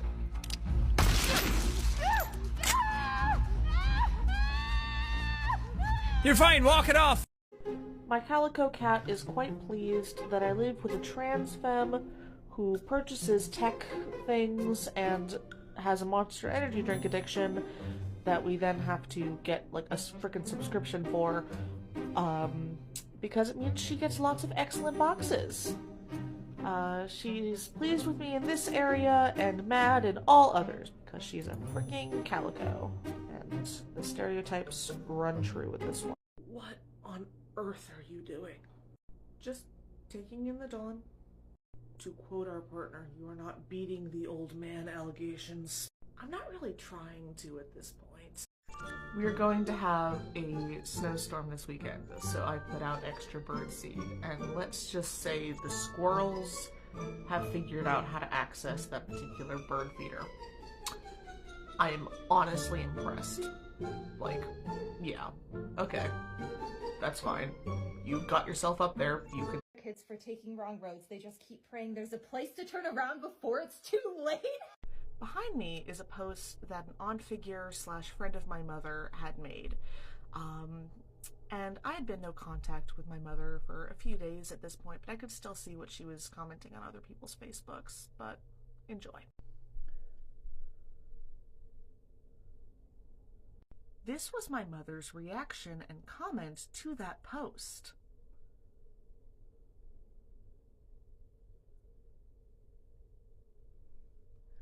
I was no contact for medical neglect, parentification, all sorts of things. Also, way to miss the fucking point. Jesus fucking Christ. Thankfully, my aunt figure / her friend has been incredibly validating to me and can absolutely see how my mother did and why, and like the behaviors absolutely believes me. But also, like, tore her a new one in these comments, to the point where my mother deleted this comment. But way to miss the fucking point. Jesus fucking Christ. So, my nesting partner is on a business trip currently, and I have been left home with the children who are not happy about this state of affairs. The amount of screaming, sulking, tantrums. Thankfully, they all seem to have tuckered themselves out. However, I am fully expecting another set of tantrums when they realize that mom's not going to be home in time to tuck them in. So, cleaning for you is a trauma response.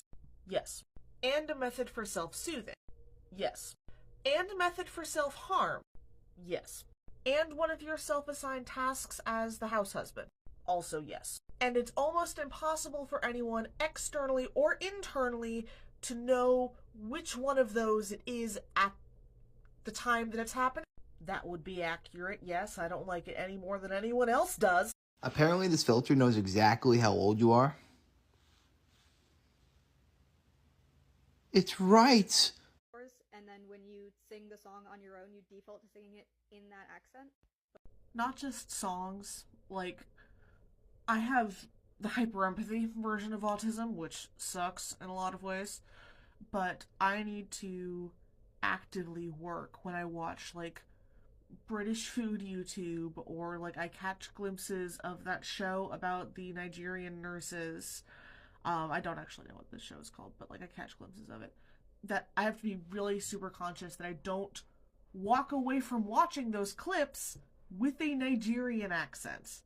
And it was something that, like, I had to discuss with my nesting partner, because we'd watch, like, sorted food on YouTube, and I'd come away with, like, a weird London mix accent, and she'd be like, stop doing that. I'm like, I really wish that I wasn't. Please stop mentioning it when I do. It means that I'm not succeeding in getting this out of my brain. And, like, we had a good conversation about it, and it turned out to be fine. But just, like, yeah, brains are fucking weird. I just put on my testosterone. Like, I just put it on. And, this bitch is now, okay, your assigned gender is submissive and biddable. Do as you're fucking told and give me affection. Penelope, alright, fine. Like, she is all up in my business. Like, licking me, like, telling me what to do, like, making demanding news. It's like, honey, just because you absolutely have your brother wrapped around your paw does not mean it is the same situation for me. The fact that it totally is. God damn it. So, apparently, when your brain is super used to being hyper-vigilant and having to pacify abusers because that's what you grew up with, a method of keeping yourself safe was keeping your abusers happy, pacified, calm, pleasant, because otherwise bad things happened. And, yeah, apparently, when you don't have that around you anymore, when you're actually surrounded by people who love you and support you and don't fucking hurt you, your brain doesn't know what to do with that. So, in my particular case, it turned on my own trauma triggers. I have been so frustrated with myself over, like, the past few months because I've noticed that, like, I will constantly, like, overanalyze my own trauma triggers and try to pacify my own brain and, like, you know, get into deep dives, like trauma navel gazing, quite honestly. This is what I've been doing. And it's been getting me into really bad depression flares, understandably. Shocking consequences of that action. But no, apparently this is very common. I talked to my therapist about it earlier, and a lot of people end up in situations like this if they don't end up with another abuser, because we seek out that type of thing because it's familiar to us. It's what we know how to deal with. So if we don't end up with another abuser, our brain will fixate on someone or something, like a pet, for example. People do this with their pets, where they'll get hyper aware of their pet's moods and, like, reactions to things and work to pacify and work to appease. And I was doing this with my own fucking trauma, because why can't we have nice things? God fucking damn it. Everything's perfect here, there's nobody crying. Nobody do. I got a bad feeling about you. The boundaries for hanging out with my cats and me in my apartment are pretty self-explanatory. If they're not wanting anything to do with you, you leave them the fuck alone. You are not entitled to their space. You're not entitled to petting them. You're not entitled to anything to do with them. If they want to come say hello, that's entirely on them. If not, you leave them the fuck alone. Also, you don't bring lilies into my apartment or I will shove them somewhere unpleasant, because it's not a matter of if, it's a matter of when for the expensive and terrifying vet appointments. I mostly started putting these in place when I originally adopted my very elderly black floof of a cat, Persephone. And I mentioned this in the comments.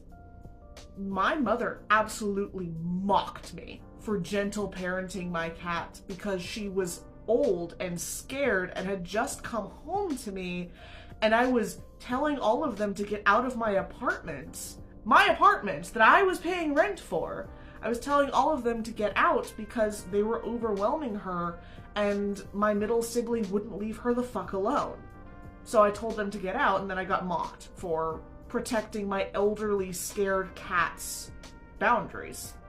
But yeah, and it was also the green flag for all of my partners is they immediately was like, no, abso-frickin-lutely.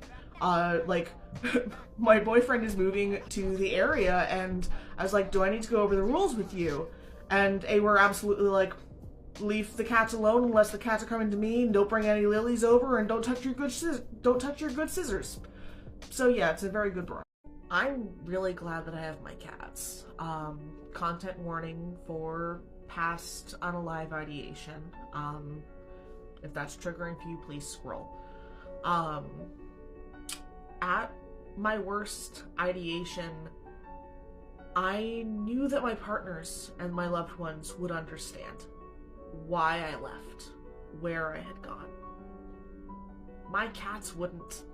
They wouldn't understand, and I'm not willing to do that to them, and having my cats was one of the primary reasons that I'm still here. They are emotional service animals. They are, in the case of Penelope, a medical service animal. I need them, and I'm so incredibly glad that I have them. And if I can repay them with that by respecting their boundaries and enforcing their boundaries for people who aren't going to respect that, then abso-frickin-lutely. Because they also serve a service in that aspect for me as well, of being that barometer that I can test people on, because I've had my own boundaries trained out of me from a very young age. I'm relearning those. I'm incredibly glad I have them. I've been thinking a lot about twinks today. Really just have twinks on my mind. Every morning I wake up to some new abomination with my body. All my toes are now sticking out in different directions. It's like someone yelled fire in a crowded theatre.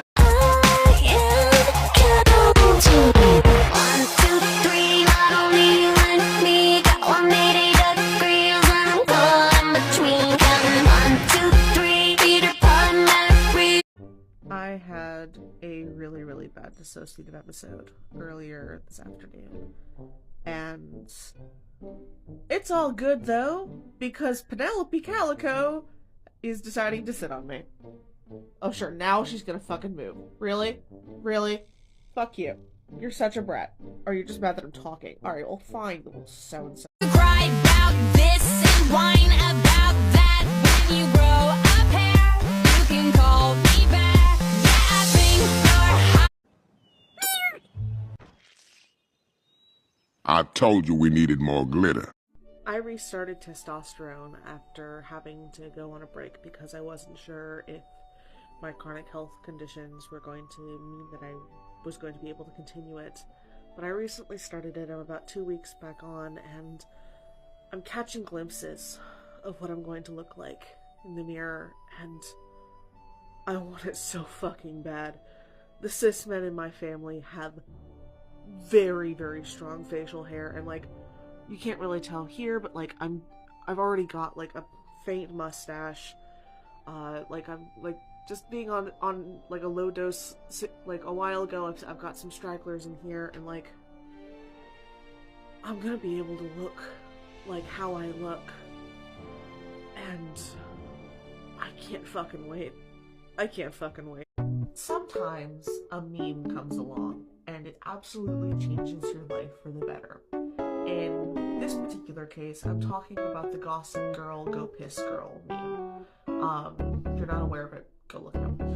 I have dysautonomia and I have really poor body interoception. I don't know what my body is going to do. I don't get the responses of like, oh, I'm hungry, oh, I need to use the bathroom. That doesn't register until it's like really intense. But Go Piss Girl has absolutely saturated, not like that, my polycule, and it has really helped because every single time that meme gets mentioned, and it gets mentioned a lot, like we have an opera singer in the polycule, and they have like full operatics of Go Piss Girl. I'm not gonna try to do it, but yeah. But it makes me do a full body check, and I'm like, all right, do I need to pee? Yes. Do I need to eat something? Am I too hot? Am I too cold? It just makes me do a full body check-in, and it has absolutely like increased the quality of life that I have because of a Go Piss Girl, Gossip Girl meme. Shit, what the fuck am I supposed to tell Stolas? Well, he seems to like you, sir.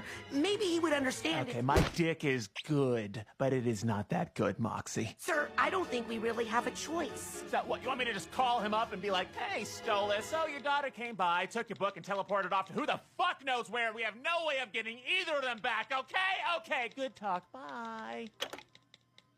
Wow, that actually went better than I thought. Shut the fuck up, but did not ask for the dumb opinion that came out of your ass. So shut the fuck up.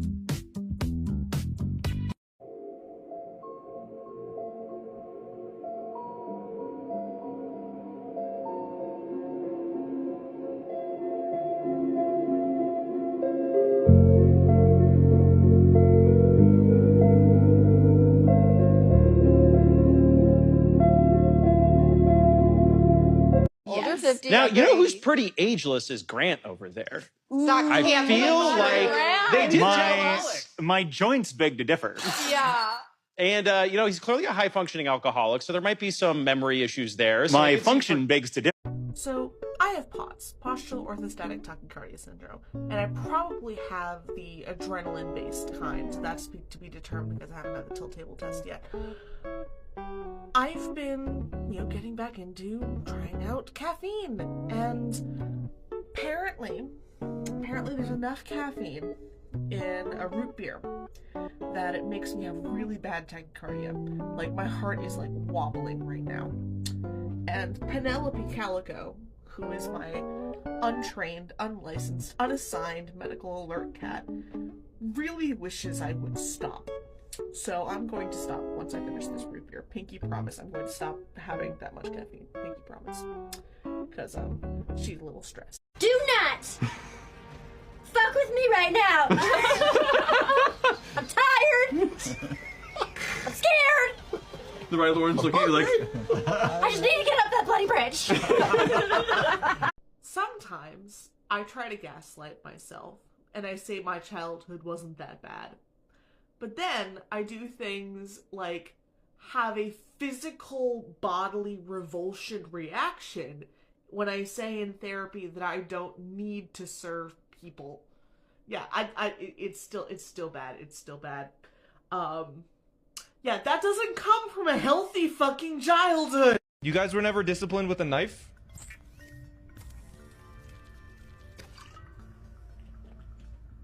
I'm gonna text my mom. She has some explaining to do. So I went to my optometrist, which is why my eyeballs look like this. And just heads up, walking with dysautonomia and POTS and like EDS is 10 times worse than when your eyes are this fucking dilated. Like, I had to walk home through downtown. That was a time. Also, because my eyes are hyper fucking mobile, I'm being switched to progressive lenses 5 years ahead of schedule for most people, because fun fact, your eyeballs can be hyper mobile too. I can't see shit right now. That I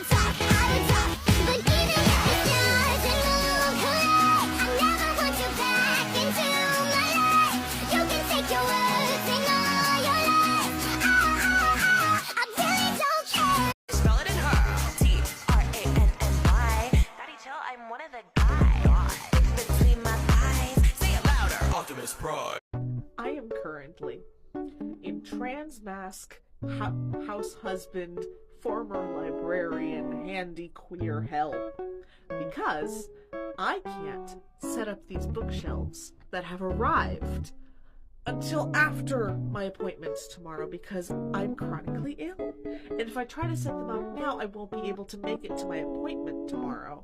But they arrived 2 days early, and I want to set them up now so I can replace those shelves.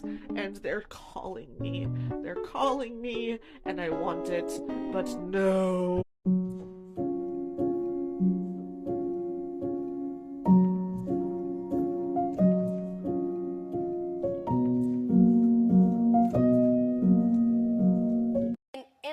And I'm gonna touch your hand when I say this. When I said that you're not special, I meant that. Ya boy finally has the bit of fucking paperwork that says he has Ehlers-Danlos syndrome. Hypermobile, not vascular.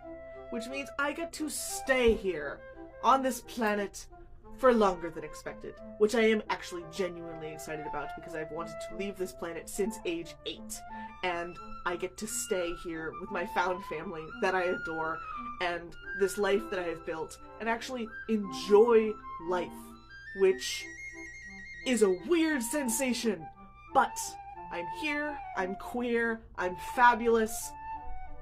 Get used to it. Fuck yeah. Now, with the confirmation of the diagnosis, there might be a period of mourning. You're probably going to have some sadness as, like, you come to terms with this. You said that you had a really good support network. Reach out to them. If you have any further questions for me, please let me know. What?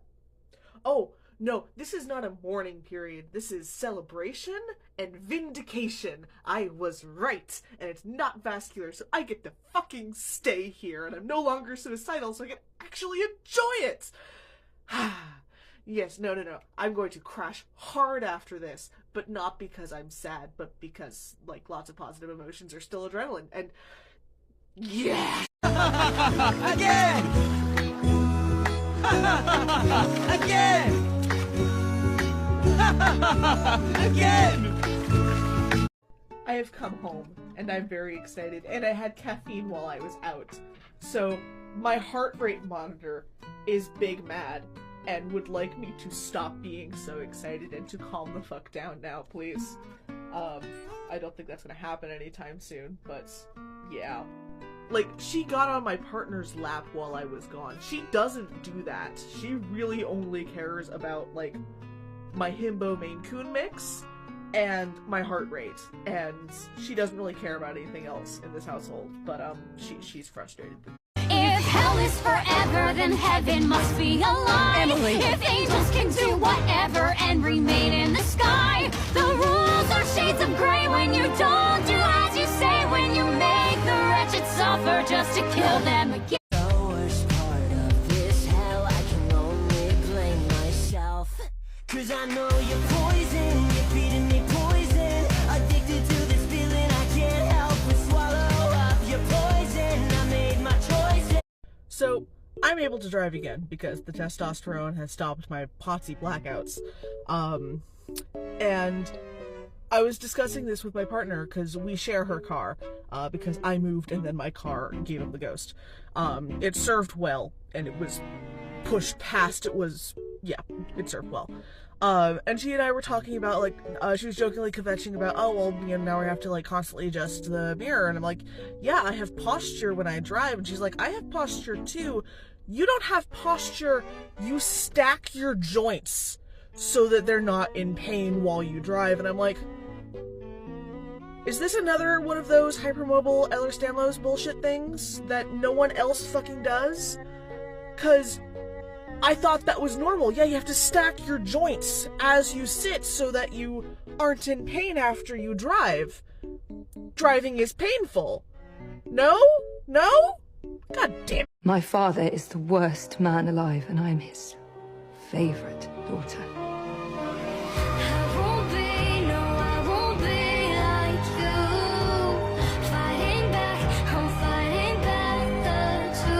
You're a drug dealer.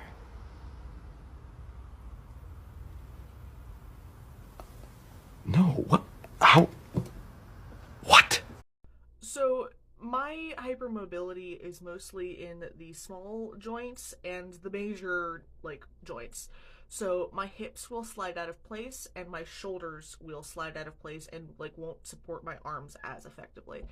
So, when I'm referring to stacking my joints, it's, okay, I get in, I get my hips solidly planted, square, not tilted to either side, get my spine sort of aligned and upright, get my hands on the wheels, and if I can, depending on which car it's in, put my elbow on the windowsill to help support that. But mostly I have a death grip on the wheel, and that's how my arms are staying in place, because my shoulders can't be doing that reliably.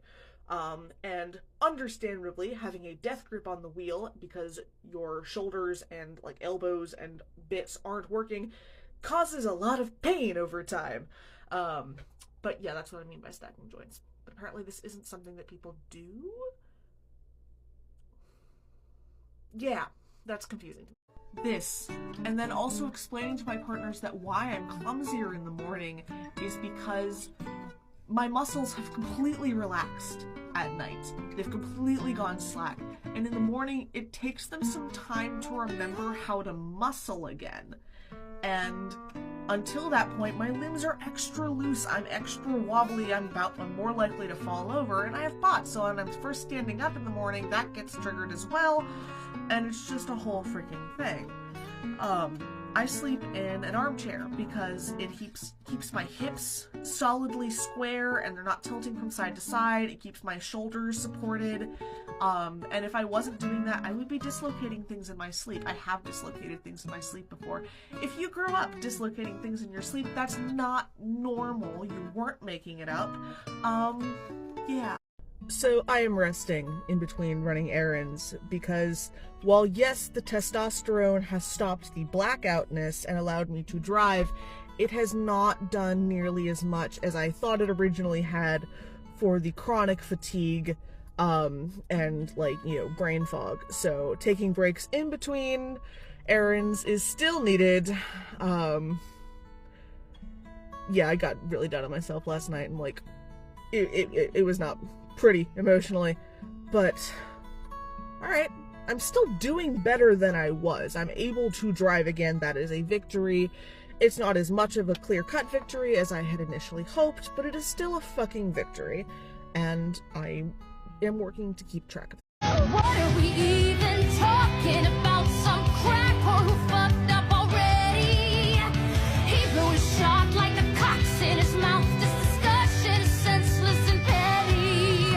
There's no question being posed. These unholy case closed. Did you forget that hell is forever? A man only lives once. We'll see you in 1 month. Gotta say, I can't wait to come down and exterminate you. Wait, Shit. what are... Oh, who's this you brought with you? Come now, Alistair, she's much too young for you. Oh, I'm just kidding. I know you're an ace in the hole. A what now? Yeah, I frickin' would. Cause here's the thing, my trauma has made me incapable of being angry on my own behalf. However, I will go full scorched earth, thou shalt be fucking afraid on behalf of others who have gone through similar experiences, or just other people, because I have basic fucking empathy. Thank you, this actually helped a lot today. It's been a rough one.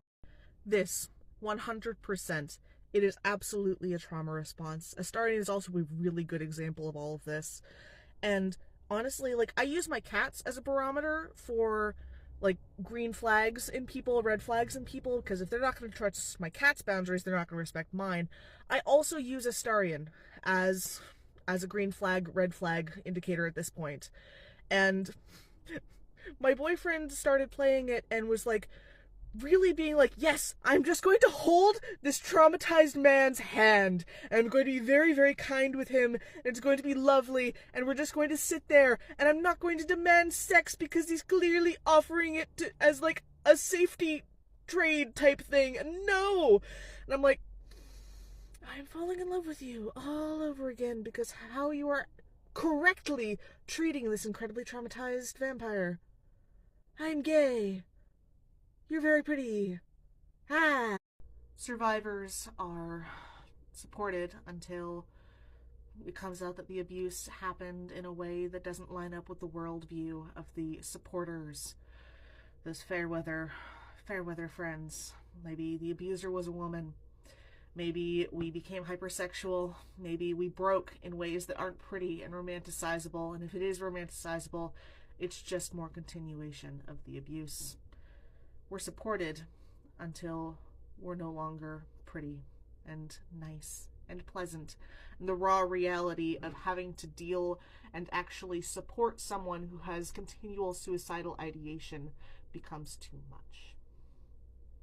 We're supported until we're not. Hello, people of TikTok. Let's talk. So I currently have a video that is, for me, as a small channel, going viral. And I want to push back on some behaviors that I have seen. I'm not honestly expecting much because this is TikTok and the internet at large, but hopefully a few of you will take something from this. Number 1, sexual assault survivors don't owe you jack shit. We don't owe you a deep dive into our trauma. We don't owe you a bunch of explanations. We don't owe you jack shit. Please keep that in mind when demanding the above. If you are a minor and you are interacting with incredibly heavy, explicit, traumatizing content on an adult TikToker's page, A, don't do that, and B, I'm genuinely sorry that your parents are not protecting you adequately. Please stop engaging with adult content. You're going to get yourself hurt. I say this as someone who was hurt. Please disengage. Side note, saying your age and your mental health diagnosis is not a get out of jail free card and doesn't mean anything. You've been blocked. To the people who have responded really well, have asked genuine questions, and who have been incredibly respectful, it is the bare minimum, but it is genuinely appreciated. Thank you. Gods, I've been doing my symptom management. I'm like, why am I this freaking tired? Oh, right. I've been skating on the edge of a stress flare for the past 2 weeks, and I did a buttload of laundry this morning. Buttload, jeez and crow. Yeah, okay, I'm brain fogged. I want to go sit down and stop making this TikTok. Hannibal Lecter is a chicken, because chickens are cannibalistic. Now I say this as a recovering, crunchy homeschooler. Fuck chickens. Fuck chickens. I hate those birds so fucking much. Some birds remember that they used to be dinosaurs, and some birds are mean with it. They knew exactly what they were doing to that gaggle of terrified homeschoolers. Fuck chickens. Yes, Hannibal Lecter is absolutely a chicken, because fuck him too. Like, oh, those fucking birds. I had beef with several probably long dead chickens. They knew exactly what they were doing. Those motherfuckers knew exactly what they were doing. So, I'm on testosterone, I'm trans-mass non-binary, and I'm gray ace in that I don't actually want to have sex, but I do enjoy being teased by my partners. And my girlfriend, my nesting partner, one of the loves of my life, is the epitome of the trans femme meme, be the big titty goth girlfriend that you want to see in the world. And she's recently discovered jeggings, and she's like the gay auntie version of a MILF. And I'm just a wee little bottom trans mask, and I have a heart condition, and she's not making it any easier. She's making it much harder, pun fully intended, and she's just like, no, you voluntarily are going through masculinizing puberty. I'm going to mock you for this. Why the fuck would you do this voluntarily? And she's not wrong, but also she's there in stolen jumper sweaters from me and the jeggings that I introduced her to. The jeggings were mine first, and I'm just... So, background, for those who are unfamiliar, I used to be a librarian. I was the library director at a small public library in New Hampshire. I don't recommend doing that if you are gay or autistic or trans. Genuinely don't recommend doing that. But I'm having realizations, because I tried so hard to figure out gender and, like, feminine gender presentation, and I was failing at it badly. And so I kept trying to be like, all right, cool, I'll be like the, the alt, really, cute librarian. That's what I'll be. Like, I'll figure that out. I'm having that trans realization that a lot of trans people have, where, no, that's not what my gender presentation was. That's just what I'm attracted to. Because I live with my nesting partner, and she lives in jeggings, a t-shirt, and stolen cardigans from me, for the most part these days. And she stole my glasses and put them on, and I have a heart condition. Let's just say there was some tachycardia, because holy crap. And then another one of my partners has gotten these glasses chains and is also wearing stolen cardigans and their own cardigans. And yeah. And then my other partner is also in stolen sweaters, glasses, and just like, oh my god. It's like, okay, cool. That wasn't my gender, that was my type. I'm feeling a very odd sensation because, and I'm fully acknowledging the amount of privilege that it took to get into this position, but I'm about to go see a doctor that I've been waiting months to get in to see, but I'm not worried because regardless of what this particular doctor may have for biases, may have for, internal bullshit, I already have a system that works for this particular chronic health issue. I don't need this doctor. Worst case scenario, I continue doing what I'm doing and get in with a doctor who is actually familiar with my symptoms. It's a very, very bizarre feeling, but I'm sort of reveling in it because, yeah, but basically, like, I likely have mast cell activation syndrome.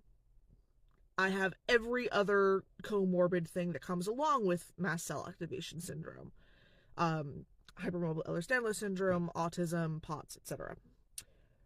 I know I definitely have a histamine intolerance, which is a big part of mast cell activation syndrome, but I'm already taking antihistamines each night, and with that I'm able to eat pretty much everything. I don't get stomach pain. I have solid bowel movements. That might be a TMI, but I genuinely thought that those were a myth. I thought you either had constant diarrhea or were constipated. I thought that people were genuinely deciding what their favorite foods were based on how little they hurt. Because obviously everyone is applying utilitarian philosophy to their food decisions, based on how much pain you're going to be in afterwards. But I'm here seeing the allergist, and this is my intake appointment, figuring things out, seeing if this is going to work with this particular allergist.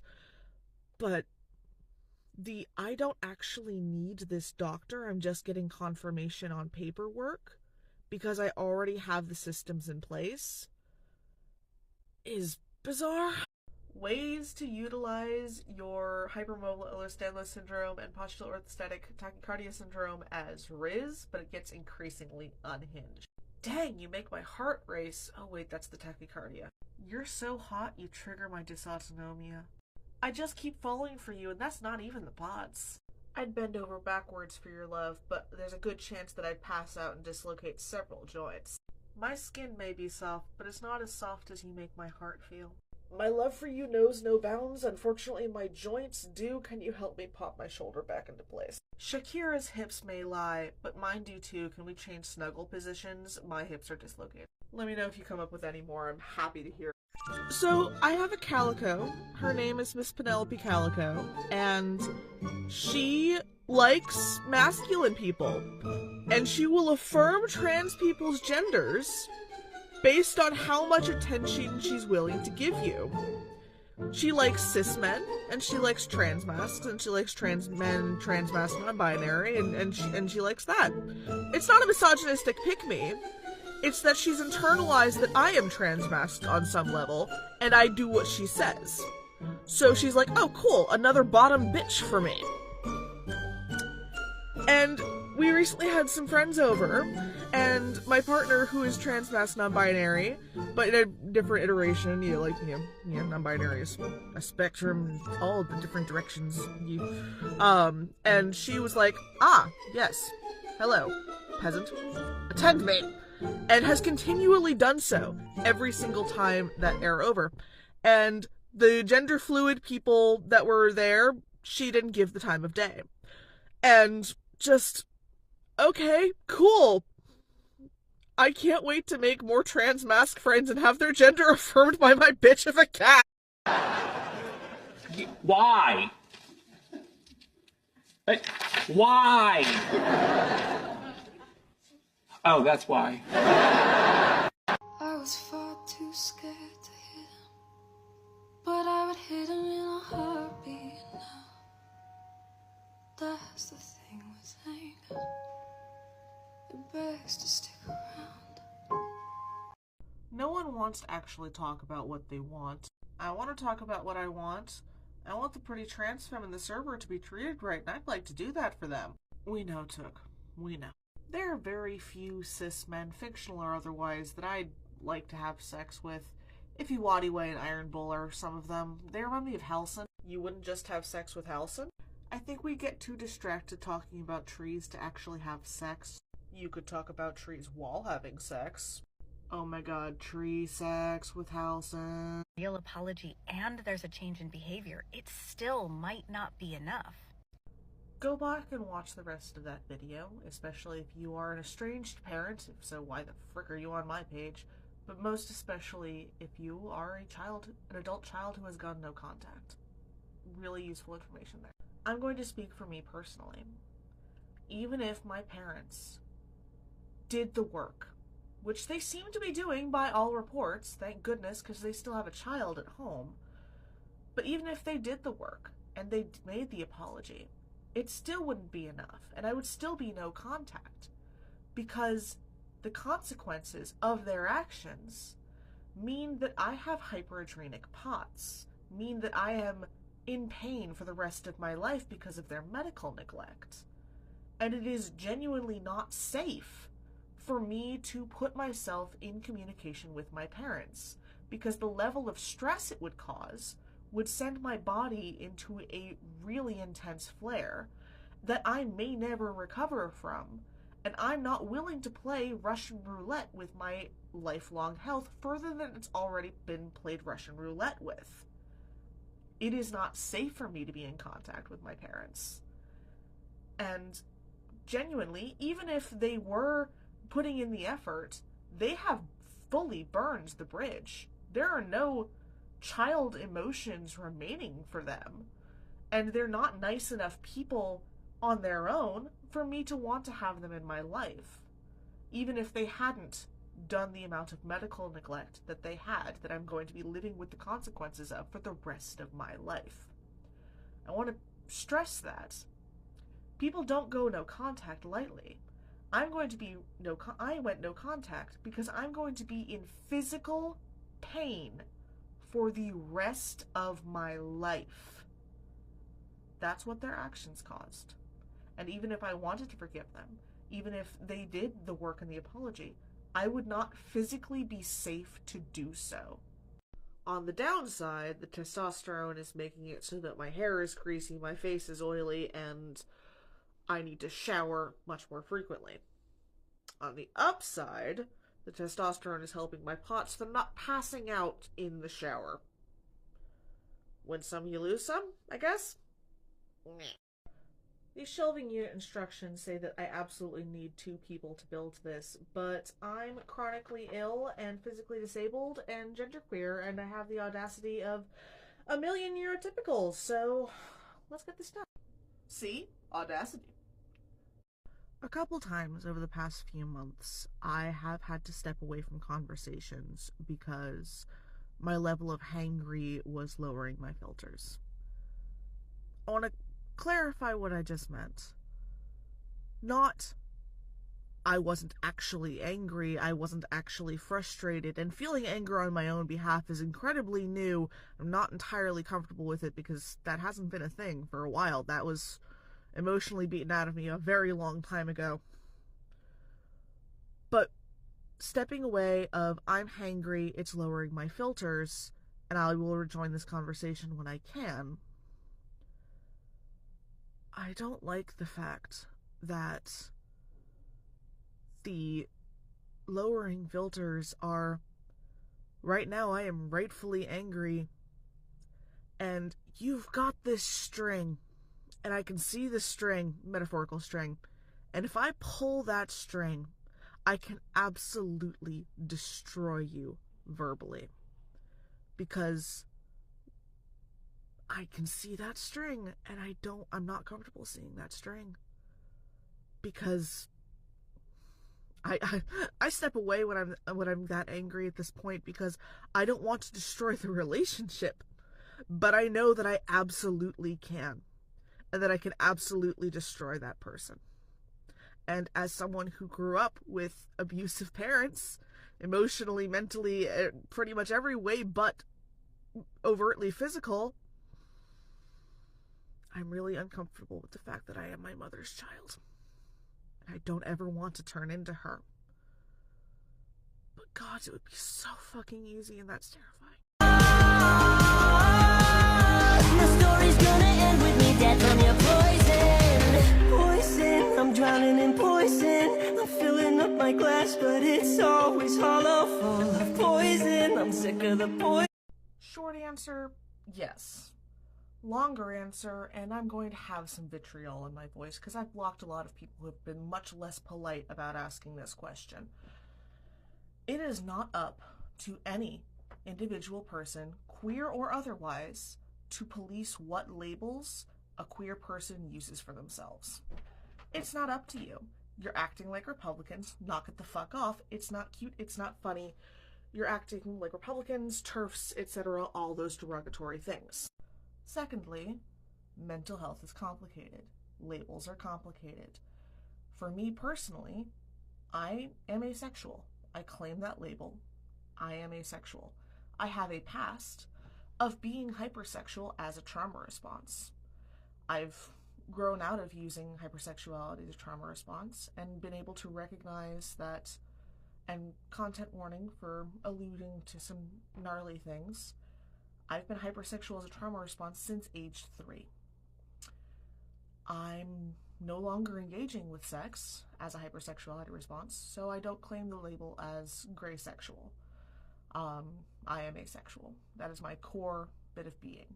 And there is a common misconception that people are asexual due to a trauma response. My core being is asexual. My trauma response was hypersexuality. Yeah, I hope that helps. Thank you for wording it this politely. A lot of other people didn't, and they got blocked. And also, if anyone starts to start shit in the comments of this video, you'll be blocked too. I don't fucking care. I just met this 5'7" guy who's just my type. Like the way he's speaking, his confidence is peaking. Don't like his baggy jeans, but I like what's underneath it. I realize I haven't made this video, but in a couple weeks, I have the consultation appointment to get these fucking things chopped off. And it's going to be a little more complicated because I have hypermobile Ehlers-Danlos syndrome and that affects scarring and stuff. But I'm going to be going into this appointment being very clear of, I don't care how you chop them off. I know the scarring is going to be weird. I have heads. The scarring is going to be weird. Regardless of your skill set, the scarring is going to be weird. I have tattoos planned regardless. Please just take a machete and chop them off, because if I do that, the insurance won't cover it. But if you do that, the insurance will cover it. So please just chop them. And like, these are gonna be gone. These are gonna be gone. Oh, thank the fucking gods. These are going to be gone. Oh, I'm going to dress like such a slut. I'm going to dress like such a slut. I have so many outfits planned. I have so many t-shirts that don't fit quite right now that I'm going to just live in, including one of my "But did you try leeches?" With a picture of a plague doctor t-shirts. I'm really excited about that one in particular. But also just like, especially like my facial hair is starting to come in, my voice is starting to actually deepen, and I'm going to feel like $1 million bazillion. Like beyond inflation level. I'm going to feel just so good. I'm so freaking excited because I'm gonna get these chopped off. Woo!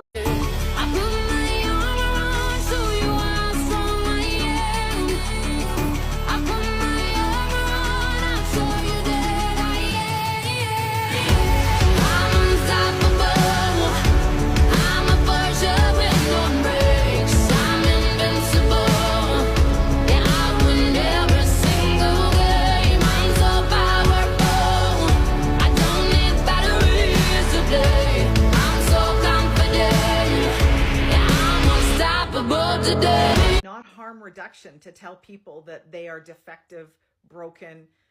Going to OA meetings was part of my rent in order to continue living with my mother after age 18. Going to OA meetings where I was continually told that I was dangerous, that I was an addict, that I was equal to a heroin user because I had an eating disorder that I did not have before she started bringing it up. Going to an OA meeting where elders in my community confirmed my deepest, darkest fears, that I was a monster. I was suicidal, and my mother put me there. I am no contact for a lot of reasons. That is one of them. OA and AA and all the other A's are dangerous. Please do not engage with them, and do not put your children through that hell. All that work, and what did it get me?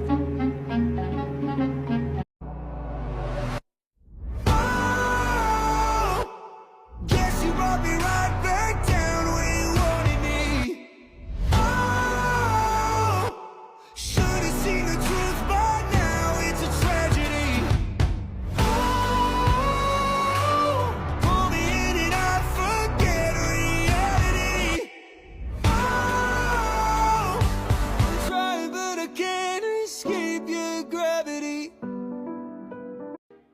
Aren't you going to say you're sorry? Certainly not.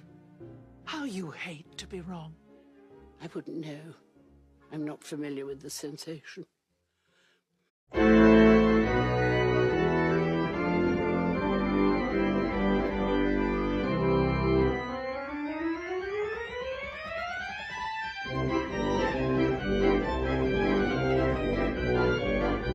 I still get like 1,000-yard stare anytime I remember the 2 ounces of brown rice, 2 ounces of mixed frozen vegetable medley, a single fried egg, a splash of Bragg's liquid amino acid, and a teaspoon of coconut oil. That during her more intense periods was my mother's favorite dish. Coconut oil isn't allowed in my kitchen because I will have flashbacks, and no, she was a mix of pseudoscience and the OA cult, which was mandatory for me to be part of for my rent in order to live with her past age 18. And here's the thing. In retrospect, knowing what I know now about mast cell activation syndrome, the fact that it's clearly genetic in my maternal line, my grandmother very clearly had this, and unfortunately, along with mental health, she ended up losing her life to it. The fact that I have it, the fact that my little brother very clearly has it as well, and the fact that my mother clearly has it. It's actually a really, really good diet for MCAS, because a primary thing for that is histamine intolerance and allergies. So, like, she was self-medicating. She was on the right diet, but she was on it for the wrong reasons because she was part of the OA cult. We go to bed, you doze off. So I take your country girl clothes off. I put my hands on your body. It feels like, hey, it's a fucking scarecrow again.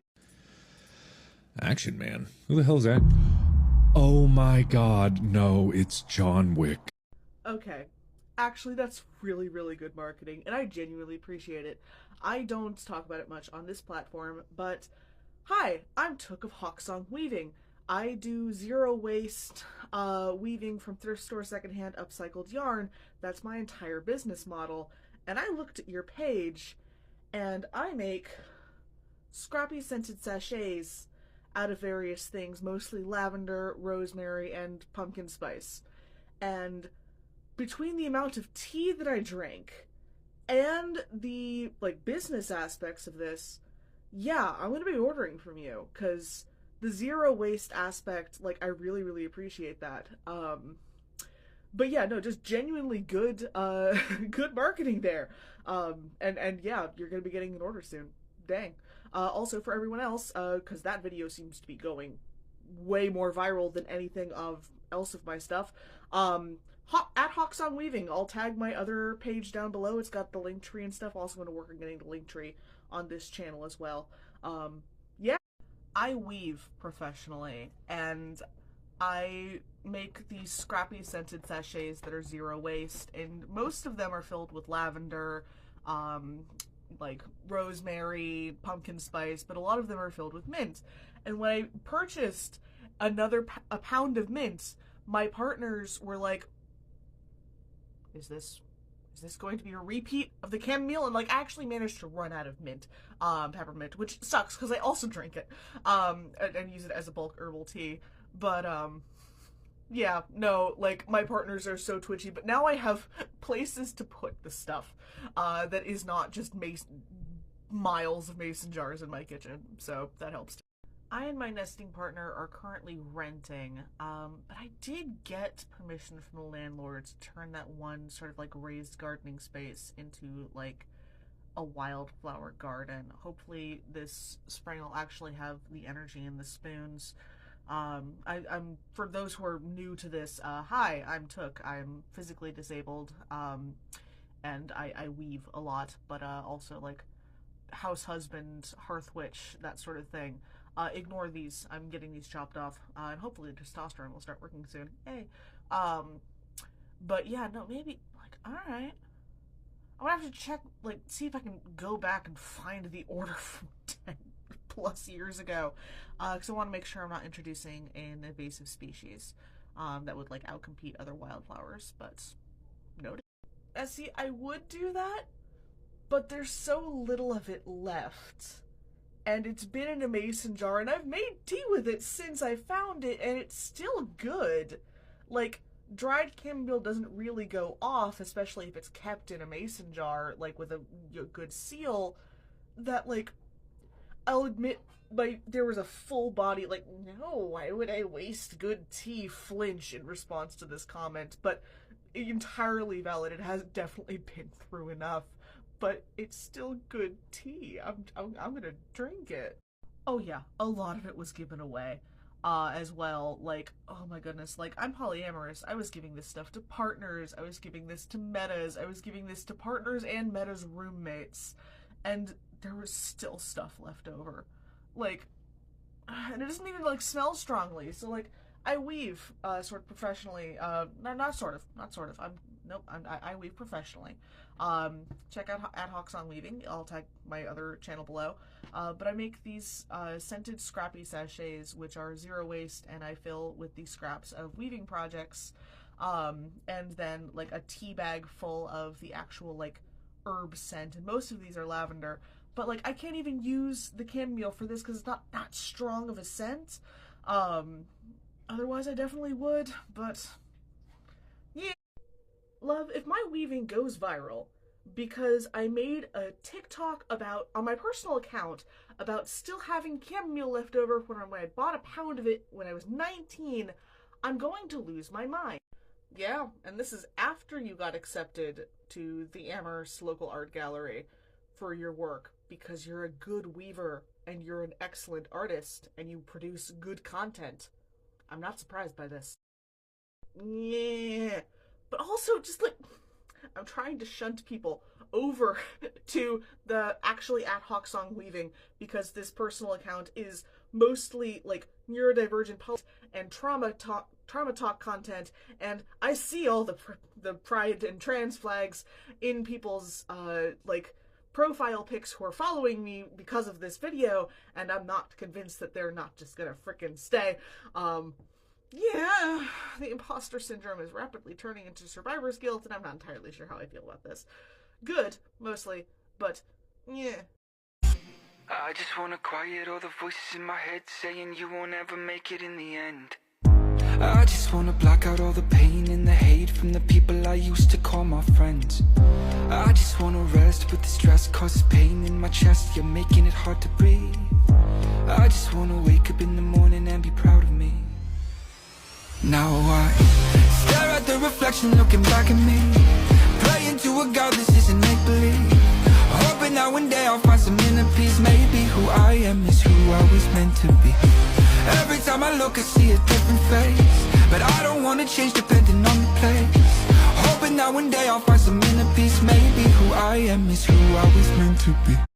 Well, the years start coming and they don't stop coming, and they don't stop coming, and they don't stop coming, and they don't stop coming, and they don't stop coming, and they don't stop coming, and they don't stop coming, and they don't stop coming, and they don't stop coming, and they don't stop coming, and they don't stop coming, and they don't stop coming, and they don't stop coming, and they don't stop coming, and they don't stop